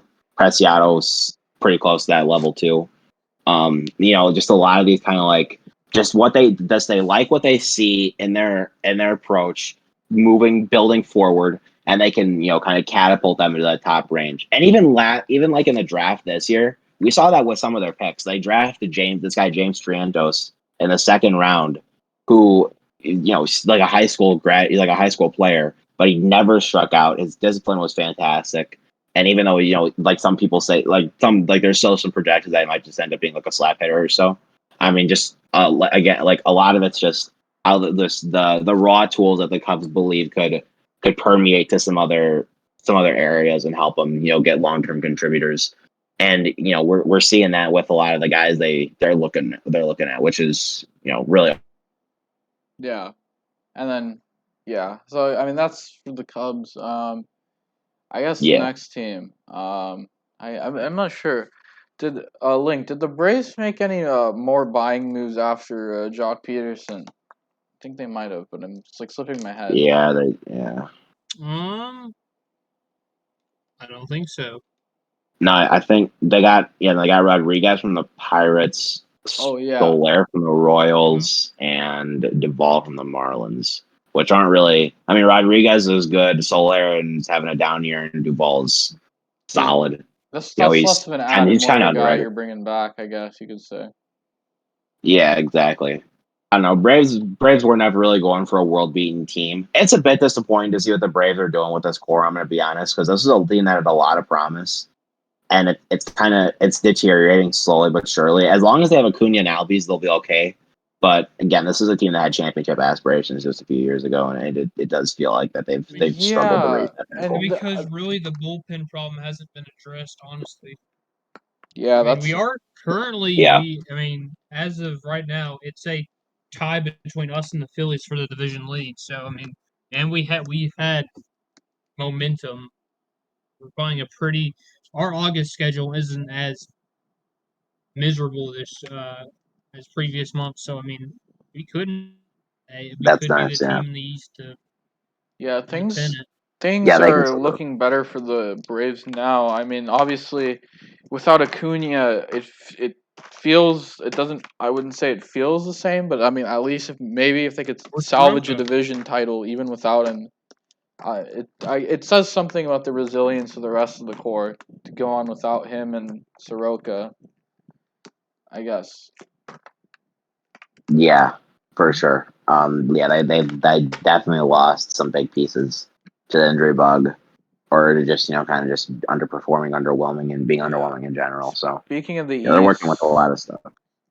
speaking of the East, we had the National League East was the big, I guess, frontier for trades at the deadline. A lot of some buying. The Yeah, Phillies. I'd I say think the Phillies really overpaid for Kyle Gibson. I they do. gave what Howard and who else? I forgot who else they traded, but trading Spencer Howard. Oh my God, why? Yeah, I don't know. Howard felt like a guy who wasn't really clicking. I'm not. I could do deeper breakdowns because Howard is a guy I've kind of kept on my radar as like a could be, could not be kind of guy because he was a top prospect just a few years back. Hasn't really delivered on that potential just yet. And obviously, this is a move that the Phillies are like, all right, we don't believe in this guy, or we don't believe that this guy is going to be a long term contributor. So we're going for the short term here, or we're Yeah, looking towards the short term. I just don't And, like it those being are Kyle Gibson. I feel like they should have gone a better. yeah. They should have, even if they were going for a veteran. I feel like a better track record would have been nicer. And Kyle I Gibson, well, mean, mhm. the Dodgers got to him a good bit tonight. So Oof, yeah, yeah. I did feel like the regression was inevitable for the guy. His performance towards the All Star break was just unbelievable. And I guess getting the in Kennedy is good too, but I don't know. These are the difficult moves. The Phillies are just so unafraid to trade so many of their top prospects. It's kind of scary. Like they traded J.P. Crawford. Like they just really when they went after in the Harper off season, trade him for Segura. yeah, The same thing with Howard. And yeah, sure, it's an organizational thing, but I don't know. The Phillies are. It feels like everybody's team is kind of struggling with what they have, and they're sort of just kind of stumbling over each other to see who's going to cross the finish line first with their middle finger to the there are a Clipper. couple exceptions. Obviously, the Marlins making a really nice move, trading Yes, Marte yes, for yes. Luzardo. But I was supposed to talk about the contenders.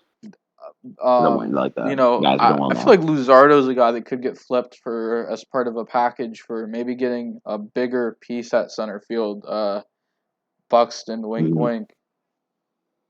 Yes, If the Marlins are willing to give Buxton possibly. an extension, I could see that being done. I agree, absolutely. I'd say two Luzardo because I'm not even sure he fits into the Marlins' rotation long term. It's kind of a shame to see this guy's top 10 prospect also be sort of this Midland guy at this point in his career. But the Marlins definitely see something in the guy, and he still's had some decent. He shows promise seasons. It's 2020, obviously a small sample, everything like that. Yeah. But there's a lot there without question. And the Marlins they're good at developing pitchers. So what else is there to say? So let's see how that turns out long term. Yeah. The If it progresses, obviously he could definitely be flipped in a Buxton deal. I could absolutely see that. yeah. But we'll see. And then obviously, I guess the biggest storyline in the East, which we'll also, I guess, we'll talk about the West a little bit after. Um, Yeah, the we'll use Nationals. it. So let's talk about the biggest move: trading Daniel Hudson to the Padres. Yes, that was huge, Wow. unbelievable. In my opinion, made the Padres the clear cut NL West winners. Yeah. Oh God. I feel like Dodgers not doing when we much, talk more about trading the for. Padres, I'm going to rip an AJ Preller. But let's talk about the actual biggest Oh yeah, move yeah, here. yeah. No. We got to hype that up. No, that's not. That's like something we got to get the viewers excited for is the Salt AJ Preller rant. Yeah. But But yeah. I'm gonna rip, dude. If you thought I went hard on the Falcons, I'm gonna go hard on Preller, man. Oh yeah, for real. But So what, should we talk about Nats or let's talk Dodgers about. I here? think the you know what, this is gonna be a bold take, but I think this trade could be like one of the biggest win-win deals we've seen since the Chris Sale trade. Yeah, Uh, no, I absolutely agree. the Dodgers got Max Scherzer and Trey Turner, and the Nationals got Kyber Ruiz, Josiah Gray, and a couple other prospects. Wow. The Dodgers made a big Like you move look at this. while still retaining a Yeah, really good farm. I wouldn't call it one of the best, but the farm is still really strong. I love Ruiz. I wish he could have been part of our future. one of our really good prospects right now. I think it's I'm gonna butcher his name, so I'm not gonna try. He's like 19 years old. He's a catcher as well. Obviously, Oh Will yeah, Smith. Cartaya. Is it Cartaya, Cartaya? yeah. Yeah. Cartaya, he's 19. He's young. We have Will Smith Yes. up right now. Very So impressive. Ruiz was always going to be like a guy that can absolutely get traded in this big of a deal. And obviously, Josiah Gray, a player that I'm going to miss, but he was dealing for the Nationals a couple of days ago. Um, Yeah. he's he's gonna be great. Um, and I mean the Like Dodgers. looking at this for the Dodgers. Yeah. No. You go. You So finish. You like finish. when I'm looking at this for the Dodgers, I'm thinking, okay, these are two players that I wish we could have, especially Gray. The loss of Ruiz is something I can cope with a lot easier. Gray's gonna be hard, but looking at like before we talk about the important thing, which is Turner and Scherzer, you look at the farm left over. For pitching prospects, you have Bobby Miller, you still have Ryan Pepiot. I mean, we're still in a good young pitchers. We still have Urias, we'll have May when he's back. There's no there. It will suck that Gray isn't on the team, but there's still so much quality pitching and arms in the farm that will live. It will not haunt. That won't haunt us. And even though I think Gray can be an ace, Mhm. I wouldn't say it's gonna like haunt us super badly. Um, and as for Scherzer and Turner, I mean the big prospects went for Turner. I think Scherzer on his own probably Yeah, doesn't for sure. touch that. That's probably why the Nationals did it. And all credit to Mike Rizzo, great deal. And Scherzer, I mean he's pitched well for us. That game against Houston, beautiful, beautiful. He humiliated Altuve, and the fans loved it. The Turner, best part was the pitch that I threw right down the dick to Gurriel.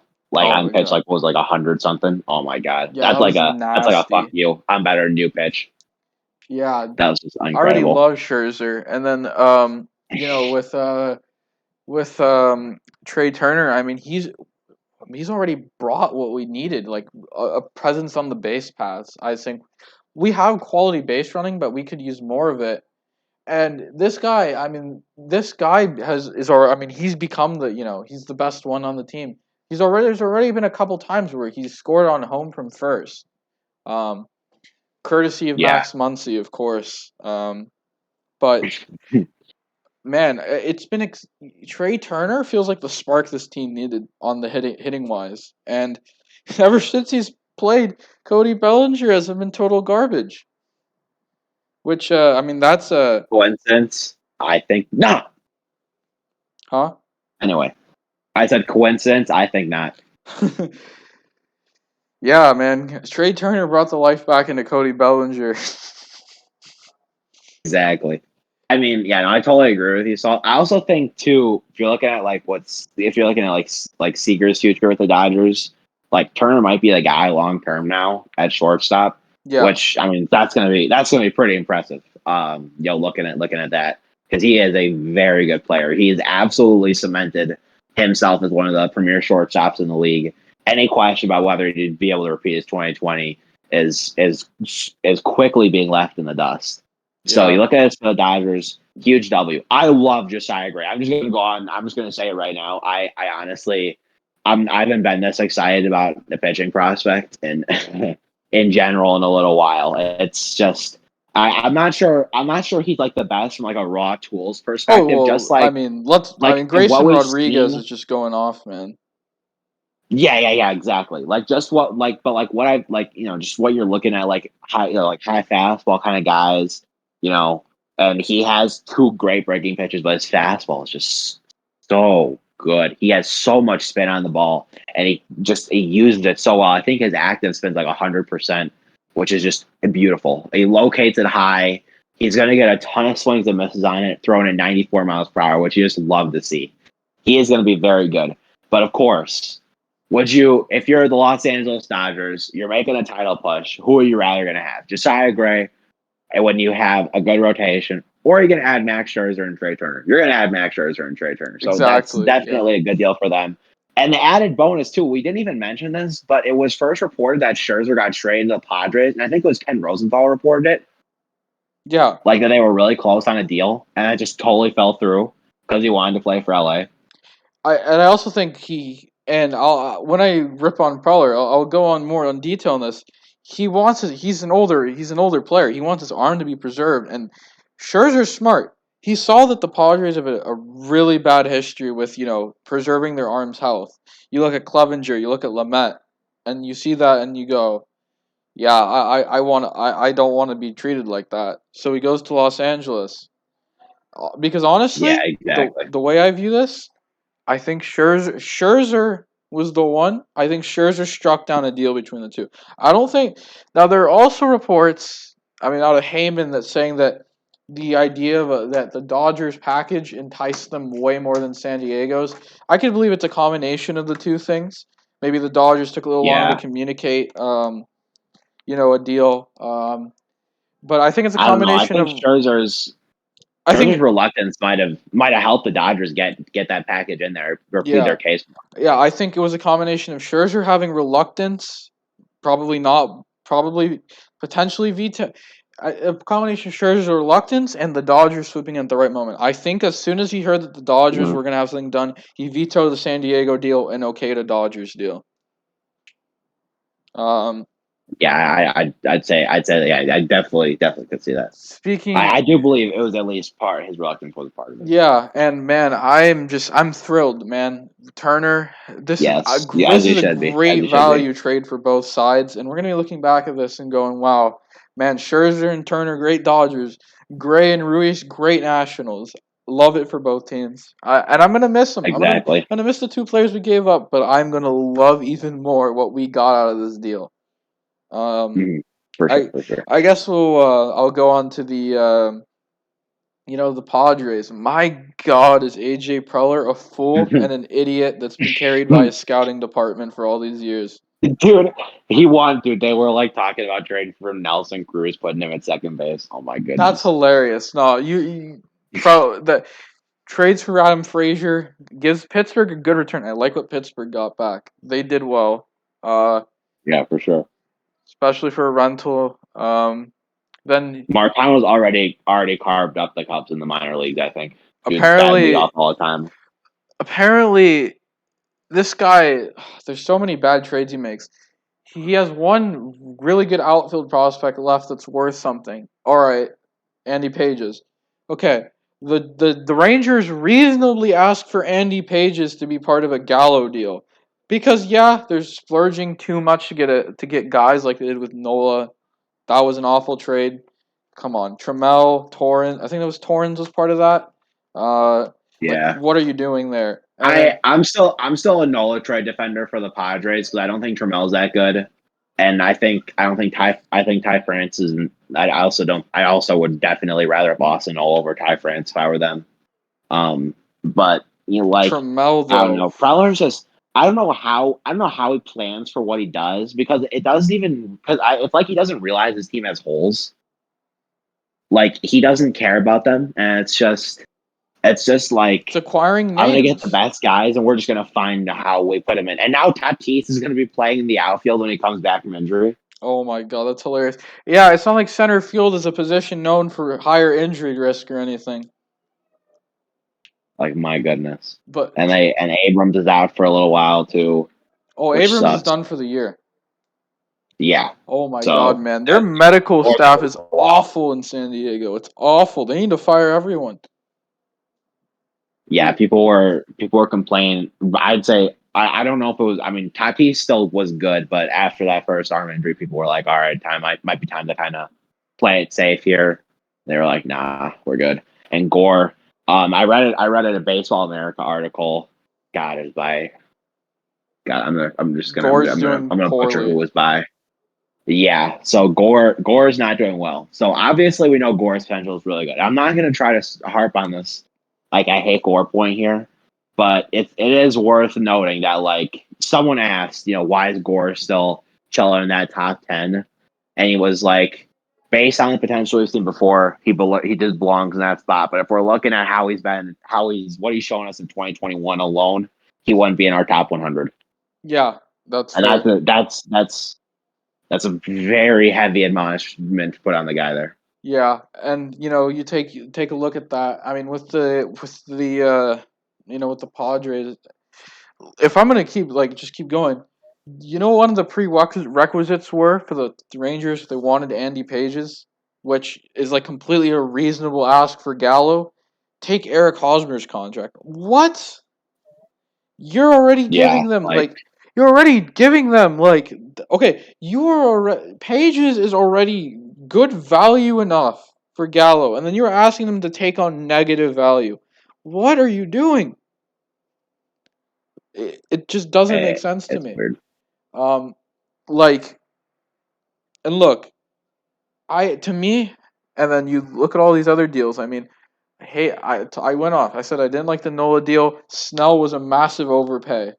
My God, that is looking Oh yeah, awful. Stell's not working out. Yeah, That's so he he's had okay. Look, he had that really great game against the D-backs, which is nice. it's the D-backs. A nice. Yeah, well, I mean, sure, but it's a nice affirmation of what we know of his skill set. But my God, Tampa Bay is just They hosed them. Mejia's done well yeah. in his albeit limited play time because, I mean, Zunino is the Patino's guy. still developing. Patino's They're still. developing. I think they're reshaping. I think they're reshaping his slider, and I think they're just trying to fit some things in that the guy Oh here and yeah, there. Patino's So had it's his definitely still consistency developing. issues, but he's had some Yeah, gems. but you look at Wilcox and Hunt, who are both also possibly pretty impressive for back ends of that deal. You know what I mean? Yeah, that's looking not I too don't know. good. I mean, they gave up Yeah, some really nice prospects.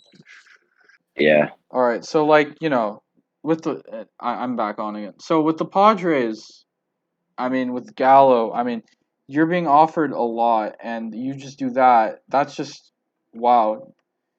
You're like you're just, it's ridiculous how Preller evaluates players. We're talking about Patino, Snell trade. I Mhm. mean, he has this tendency to buy high, and it's awful for him. It doesn't do him any favors. And if you need to be way more shrewd, you need to be way more shrewd with your dealings when you do that. That's it's certainly like um, it's not what you want. yeah. And just to like compare the Dodgers. All right, Dodgers bolstering the rotation, getting a great shortstop this year when Corey Seager's been struggling / injured. Padres get Daniel Hudson to bolster a bullpen, sure. Yeah, And they get Adam Frazier, who, yeah, fills a need. Like doesn't fill a need. He's just yeah, there because to he sub plays for second. Hosmer He's when needed. Yeah, like you have Cronenworth. it's just it's I don't know. Yeah, It's difficult to gauge what exactly this team is idealizing because it really does feel like they're kind of. It's like it's like a kid. It's like a kid who found his father's gun. Basically, that's just the best way to put it. yeah, I That's guess. what Preller. That's what it does feel like Preller's trekking towards. He's just been blessed with this super deep farm system, this fantastic Generational roster, scouts. just so much to do with it. Yeah, and I don't know. Like I said, It feels like and he could be doing more. maybe he can rebuild the farm. I doubt Could he'll be be doing able to better, do. not I don't more. think he'll But be not able to more. do it without the tanking though. Without all the Oh yeah, benefits of no, tanking it's gonna be tricky because when he unless was he losing lucks into another Tatis trade. when he was losing, he had all this to accumulate bonus pool money, to accumulate prospects. Now he's winning and he's Mhm. moving it off. So he's not going to be the same. He's not going to have all this money to sign picks, sign international free agents. He's not going to make trades with prospects in mind anymore. Those were the scouts calling the shots when he was doing it too. He was listening to his scouts. Now that he's calling the shots because the team's winning, he's making the same mistakes that he did before. The only difference now is that he has a guy like Tatis to build around, which is keeping Yeah, his nightmare project afloat. Because great things happen when you luck into generational fleeces. yeah, and man, I God Tatis, dude, if I was Tatis, I'd be wishing it was on the White Sox right now, dude. Imagine him with them. Yeah, he'd be dirty for sure. I don't know. I still I still believe in the Padres process. I think they've done too much, like in these last few seasons. It's like or like even last year in the draft, kind of like the Cubs obviously saw Owen Casey, who they drafted in the second round, as a guy whose tools could seriously play with the bat, and they've seriously played with the bat so far in the ACL. Sure, it's the ACL, but this kid's 19 years old, just coming out of high school, just ending like the Yeah, COVID, coming he's with the doing COVID well. season. He's doing what you want. And there are evaluators who believe right now that Owen Casey is a top 2 to 4 prospect in the Cubs farm system. Yeah, and And see, I again, this could have been before the deadline, so probably bumped that to top 5, whatever. But that level, like from where he was at before, is pretty good. yeah, And I mean, again, this is the guy the Padres drafted. So, whether it's whether it's just a scouting thing or a development thing remains to be seen. But I think the piece is to pull together another, just kind of keep the farm afloat, I guess. It's just Preller's approach to how he trades is just it feels very scattershot, and it does feel like he just kind of goes for best available. It's not really whole. It's not really like filling holes or oriented yeah, around that. It's kind of just like, how can I build like the most deep team I possibly can? yeah. I And that agree. approach, it has shortcomings when it comes to maintaining your future over the present, because that still should be a goal in the back of Yeah, every GM's mind when making moves at the deadline, when making moves in the off yeah, I season, agree. planning ahead while also planning for now. And you just look at it and look at even the top prospects they have. Campusano struggling in the majors. Yeah, You have Gore, his struggles right now. You have Abrams hurt, and even their premium blue chip guys, quote unquote, left. I mean, it's not even been smooth sailing for them. And then, I mean, that prospect farm that San Diego had, I mean, some of it's graduated for the better. I mean, Tatis, Grisham, some of it, it's been moved, and I feel like they regret moving it. Like obviously, Trammell, Torrens, France.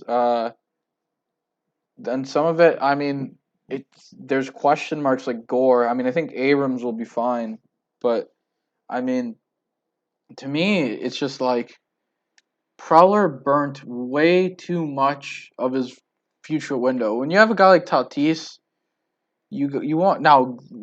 Great on him for re-signing him now, because I bet you, but if he played Tatis year by year, arbitration, I feel like with this all-in push, things could be looking ugly for San Diego sooner than it could have been. They could have had a much more sustained positive window, and I think maybe some of these overpays you could have still done. Um, maybe. yeah, But with some of these moves, it's definitely something that they're going to regret. Then with you know, with the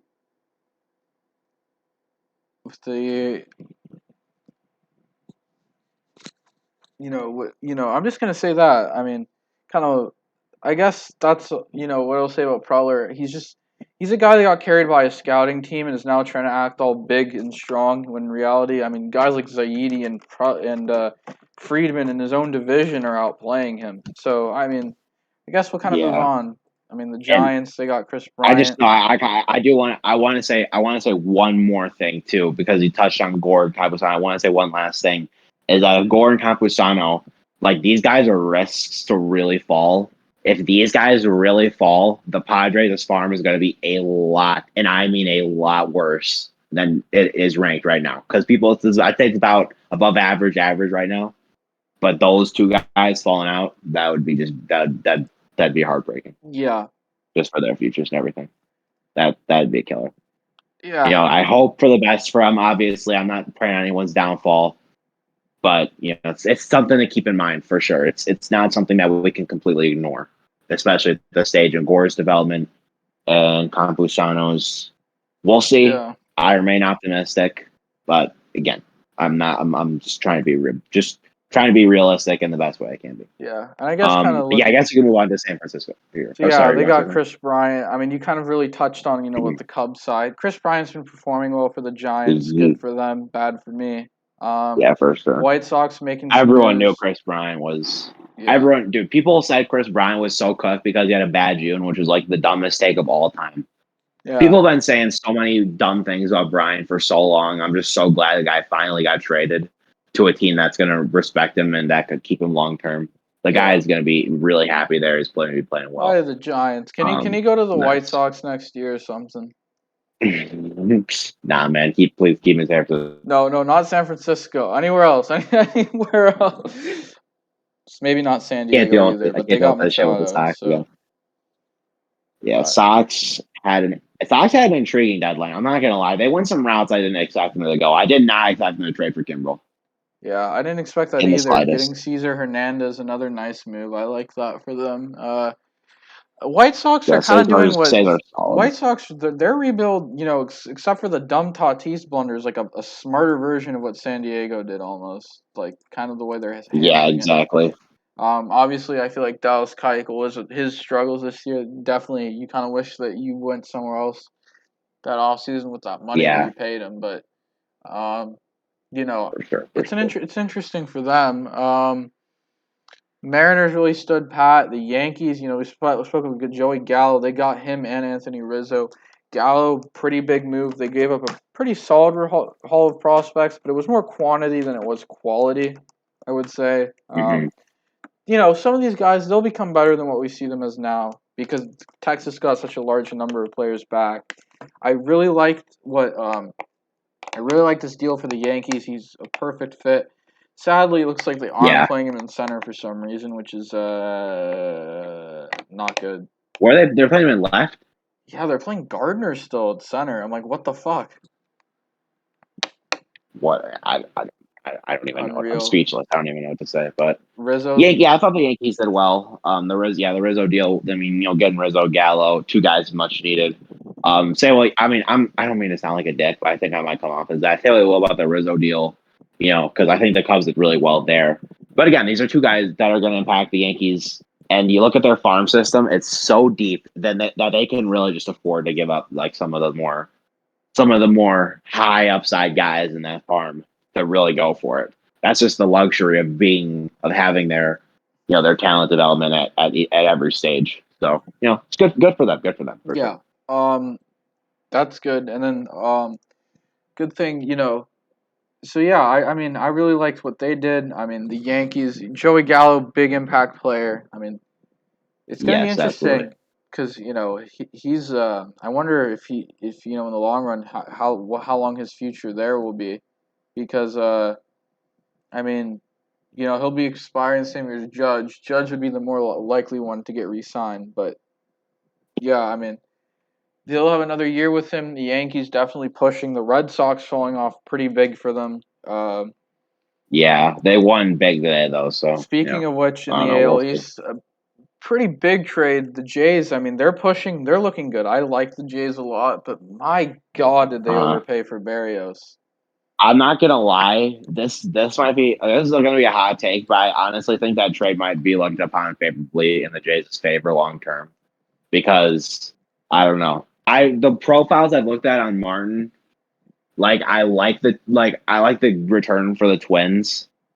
I don't know. It felt like there was just something missing with Simeon Woods Richardson and giving up on Austin Martin. Really, I mean, honestly, okay. Look, I'm lost here. Hold on. But giving up on Austin Martin is probably the most puzzling part since they literally just drafted him a year and a half ago.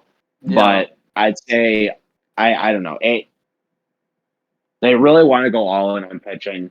Barrios is a guy who's shown more upside this year, frankly, than he has in probably his entire career.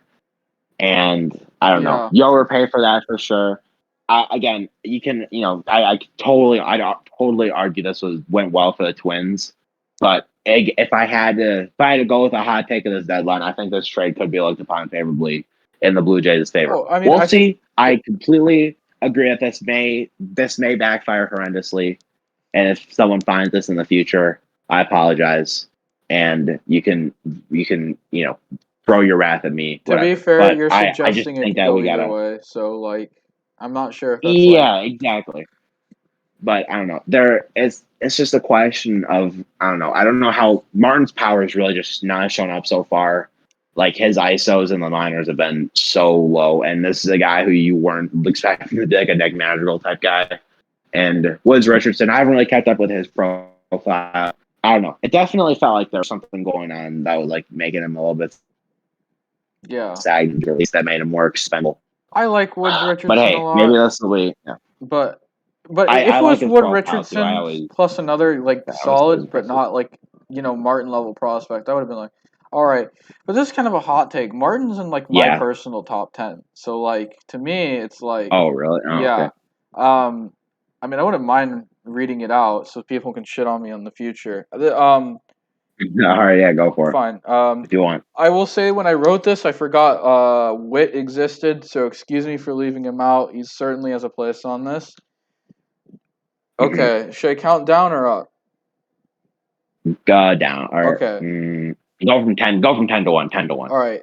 C.J. Abrams, he's been hurt though, but I like the upside.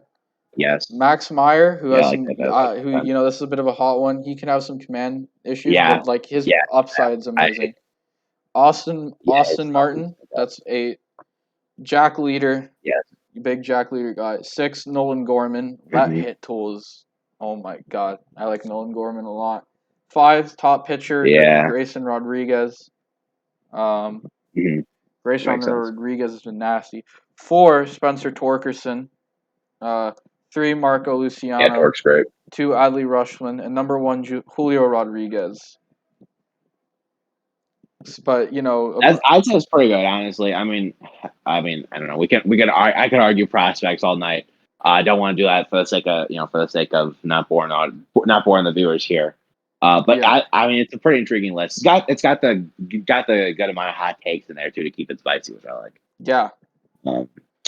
But yeah, I mean, you look at I want to look at this too from Barrios for the Jays. You're looking at a long term because Ryu's been kind of struggling this year. I don't expect that to continue. His track record is just too impressive, and it really just ages fantastic. It ages tremendously. You look at him, Robbie Ray. People just don't understand how good Robbie Ray's been this year. The Blue Jays are just taking a total 180 on the guy's development, and he's entering his 30s. Or he's going to be entering his 30s in free agency, but the Blue Jays are a team who can spend, or who will be looking to spend. This is the other thing. They'll probably try to lock up Barrios. This is the thing long about term. Robbie Ray. But I mean, hey, Ray. There's one thing about Robbie Ray. Never underestimate odd year Robbie Ray. Yeah. Oh, yeah. I forgot about that. Yeah. So,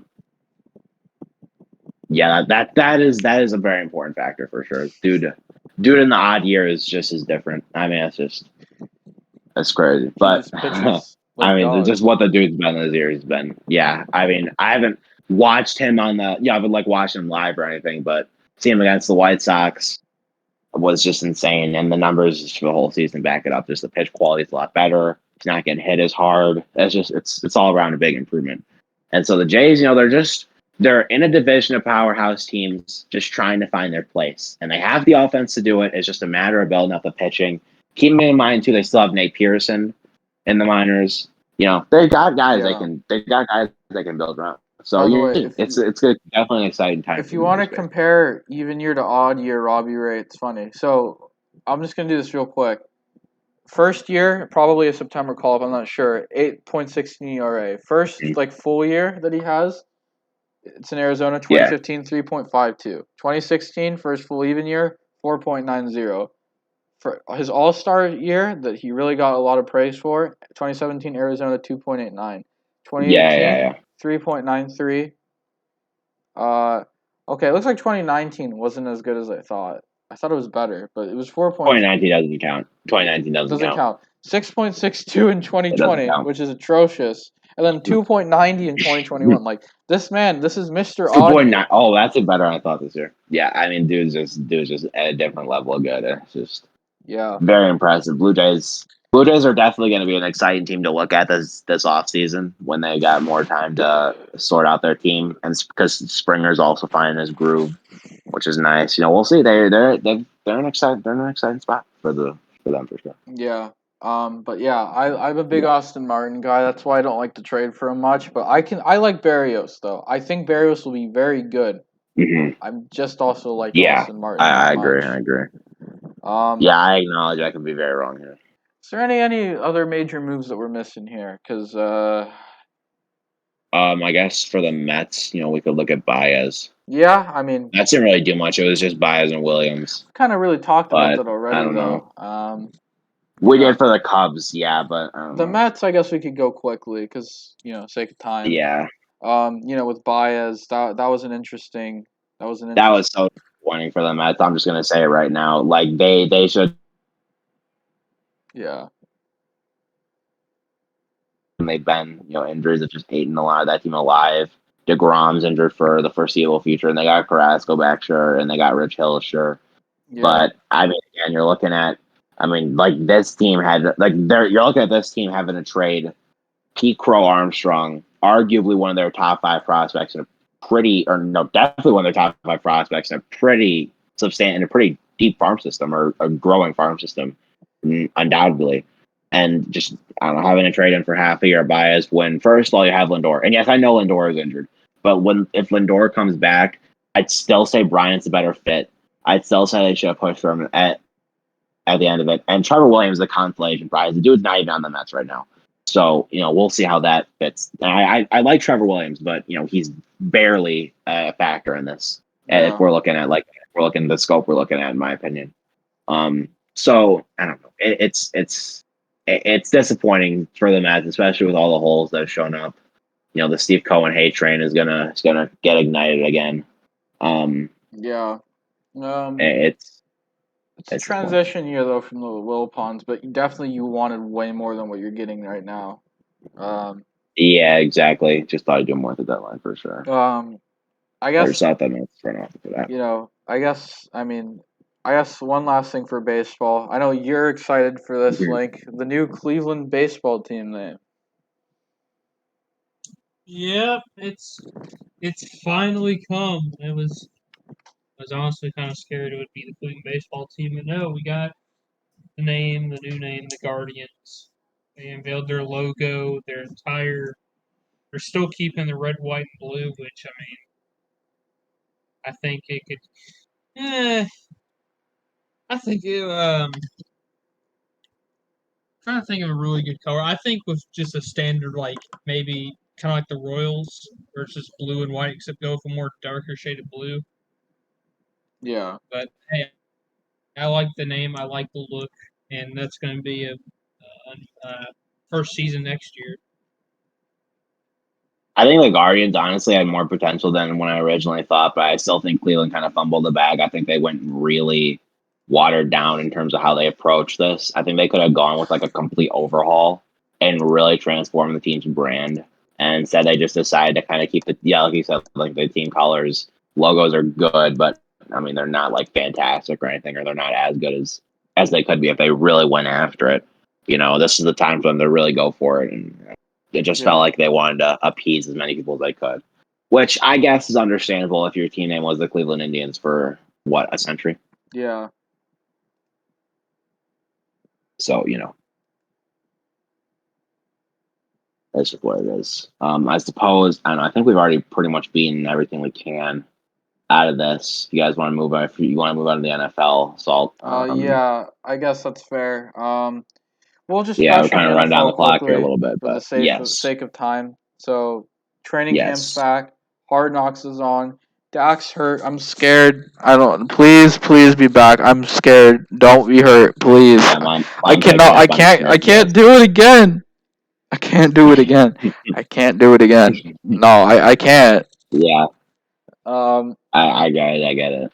Bears have been dealing with a myriad of injuries in training camp as well. It's been pretty funny, honestly. At least Fields is good, right? Like none of them have been that major. It's all day to day stuff, and it's just all over the TL and everything. And it's like you want to cry and laugh. It's like, man, come on, don't destroy my spirits like this. Yeah, and then I guess the good thing, good thing for Dallas is that they've said it's nothing to be worried about. It worries me regardless, but Yeah, well, with Dak obviously coming off that injury, anything's worrying. yeah. But, yeah. In terms of an The injury best that we thing. know for sure is pretty bad, Carson Wentz is going to be out for 5 to 12 weeks. This could be pretty bad Poor for guy. the Colts season. This is the Nick Foles to Indianapolis destiny is Wishing him coming. well. If there's something, I guess, a really shitty silver lining to get for the Colts, but at least Wentz is at least, if he misses anything, which I hope he doesn't, at least it's the part of the schedule that you likely would have lost a fuck ton of games in anyways. They have to open up like Seattle, the Rams, the Titans. I think they play the Chiefs or something. Like, oh my god, it might not be the Chiefs. Maybe the Bills, and then like the Dolphins is a questionable game. So like, yeah, that's a rough spot. Would have been better to have Wentz there. I guess I get, but hopefully he doesn't miss any time. But you'd rather miss him for games you may have lost anyways, and then have him win those ones that you know that you can win. Yeah, for sure. Then in news that we both hate, Aaron Rodgers is back, and fuck. Oh my god, he's doing the last dance, dude. You don't know how much pleasure it would give me if the Packers win like 9-8 this year. Dude, you know that he did the last dance because he knew he'd piss off Bears fans with it too. Because it's the Bulls. Like, yeah, no shit. He Hopefully couldn't, someone dude. gives. He had to bitch out the last second, man. Like the year, like, come on, Aaron. All right, like this dude went to hell and back to burn every bridge you could possibly burn, and then he just backtracks so hard, and it's like, all right, no, we're doing the last dance now. Me and Devontae, we're going all in on this last team. Like, okay, dude, you're first of all delaying the inevitable that Jordan Love reeks because this dude, oh my god, the Jordan Love Mitch Trubisky comps. I'm gonna get so owned for this eventually. I still hate Jordan Love. I still not a big fan of him. Yeah. But like, man, it's gonna be. I don't know they're gonna trade. I mean, at least Devontae's gonna be a free agent, but they're still gonna get stuff for Rodgers. So I don't know. Hopefully the Bears can capitalize. We'll see. We'll see. But Yeah. the last dance, like, come on, man. All right, let's not pretend to be Michael Jordan here. All right, bub. All right, you basically pissed off the fan base enough. Okay. Yeah. All right, let's just calm down the hubris a little bit. Yeah. Yeah. So yeah, I guess that's really it for the NFL. We're gonna go more in detail. I mean, this is the I guess this is the big this is kind of the last big one for the NBA and the NHL that we're gonna have for a while, and it's kind of perfect timing. This is when the NFL and the is starting to come back. This is when baseball is gonna heat up. So Yes.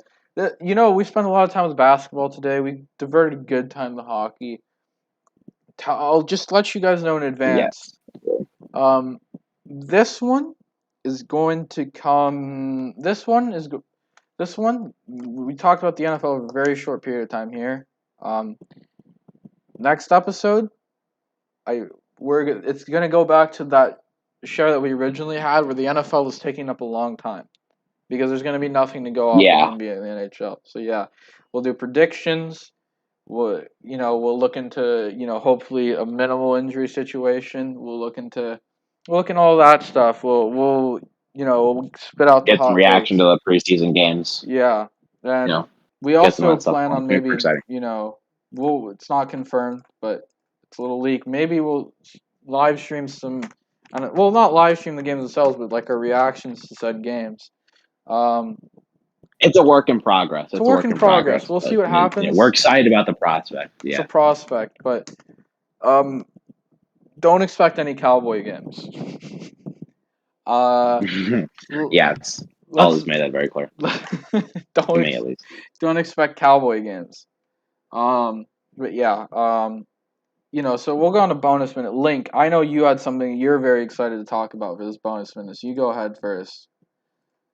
But before that, let's go into the I think just the what episode is this? Number 8. Yeah, I believe so. Number 8. Yeah, so it's the 8th annual NASCAR discussion. Yeah. Nothing really much happening other than the continuation of the summer of Kyle Larson, who won at Watkins Glen, even though he had a very good car all day. I thought it was going to be one of the JGR boys getting it done, but we're currently continuing the march towards the playoffs. So we got Indianapolis, Michigan, and Daytona these next 3 weeks, and then there we go. We're in the playoffs, Yeah. and the Truck Series playoffs have started, which I'm all in for John Hunter Nemechek winning the championship there. And that's it in terms of NASCAR stuff. Oh yeah, and the fact that we finally got news on the NASCAR Heat 21 Ignition is the new game title for this coming out in October. But the thing I want to announce, gonna be having my own show with my good friend. We're gonna be exclusively talking the world of college football. First episode will come out not. Let's see, as this episode goes up, it'll be probably the either the 20th or the 21st. We'll have the first episode up. We'll be discussing the off season because it was a pretty stacked off season in the year 2021. Really focusing on the five major pillars, and that's new overtime rules, the conference realignment craze, the endorsement deals, all that cool stuff. So, yeah, be sure to listen to that, and we'll probably retweet it on the Twitter account. So, Yeah. Be on the lookout for that's that. that. That's that exciting thing to talk about. Yeah. So yeah, I'll make sure to tune in to what Link has, and for bonus minute, I have nothing to report on for Formula One. I honestly slept through the last race. So yeah, but in terms of soccer, I mean, we have maybe the move of the we have a crazy move to report on. So I guess to just get it straight, Lionel Messi has left FC Barcelona. This is possibly the biggest news of the sporting year. Fortunately, that's not our main focus. But anyways, in that regards, with Messi, he's off to Paris Saint-Germain, PSG, who have a really good team. There's rumors that Mbappe may be sold on to Real Madrid, but we'll be seeing there. Romelu Lukaku has returned to Chelsea for a lot of big money. Lots of transfers, but Messi is the big one. He goes on a free to cap off a very big summer for PSG, who have also gotten some other quality players like Sergio Ramos and Gianluigi Donnarumma. Even as a Madrid fan, I got to admit, as much as what Ramos means to me, him being one of the greatest defenders of all time, Lionel Messi, that's the big one. That's a great player to have, and I mean that PSG team is going to be stacked and scary. But I mean, I guess that's it for bonus minute. That was it. This is fun to record, a little crazy to record. We're gonna have to do some editing, but this was great talking to y'all. Thanks to Ross for being on here. So, yeah, I'll see you guys. Yes, thank you guys very much.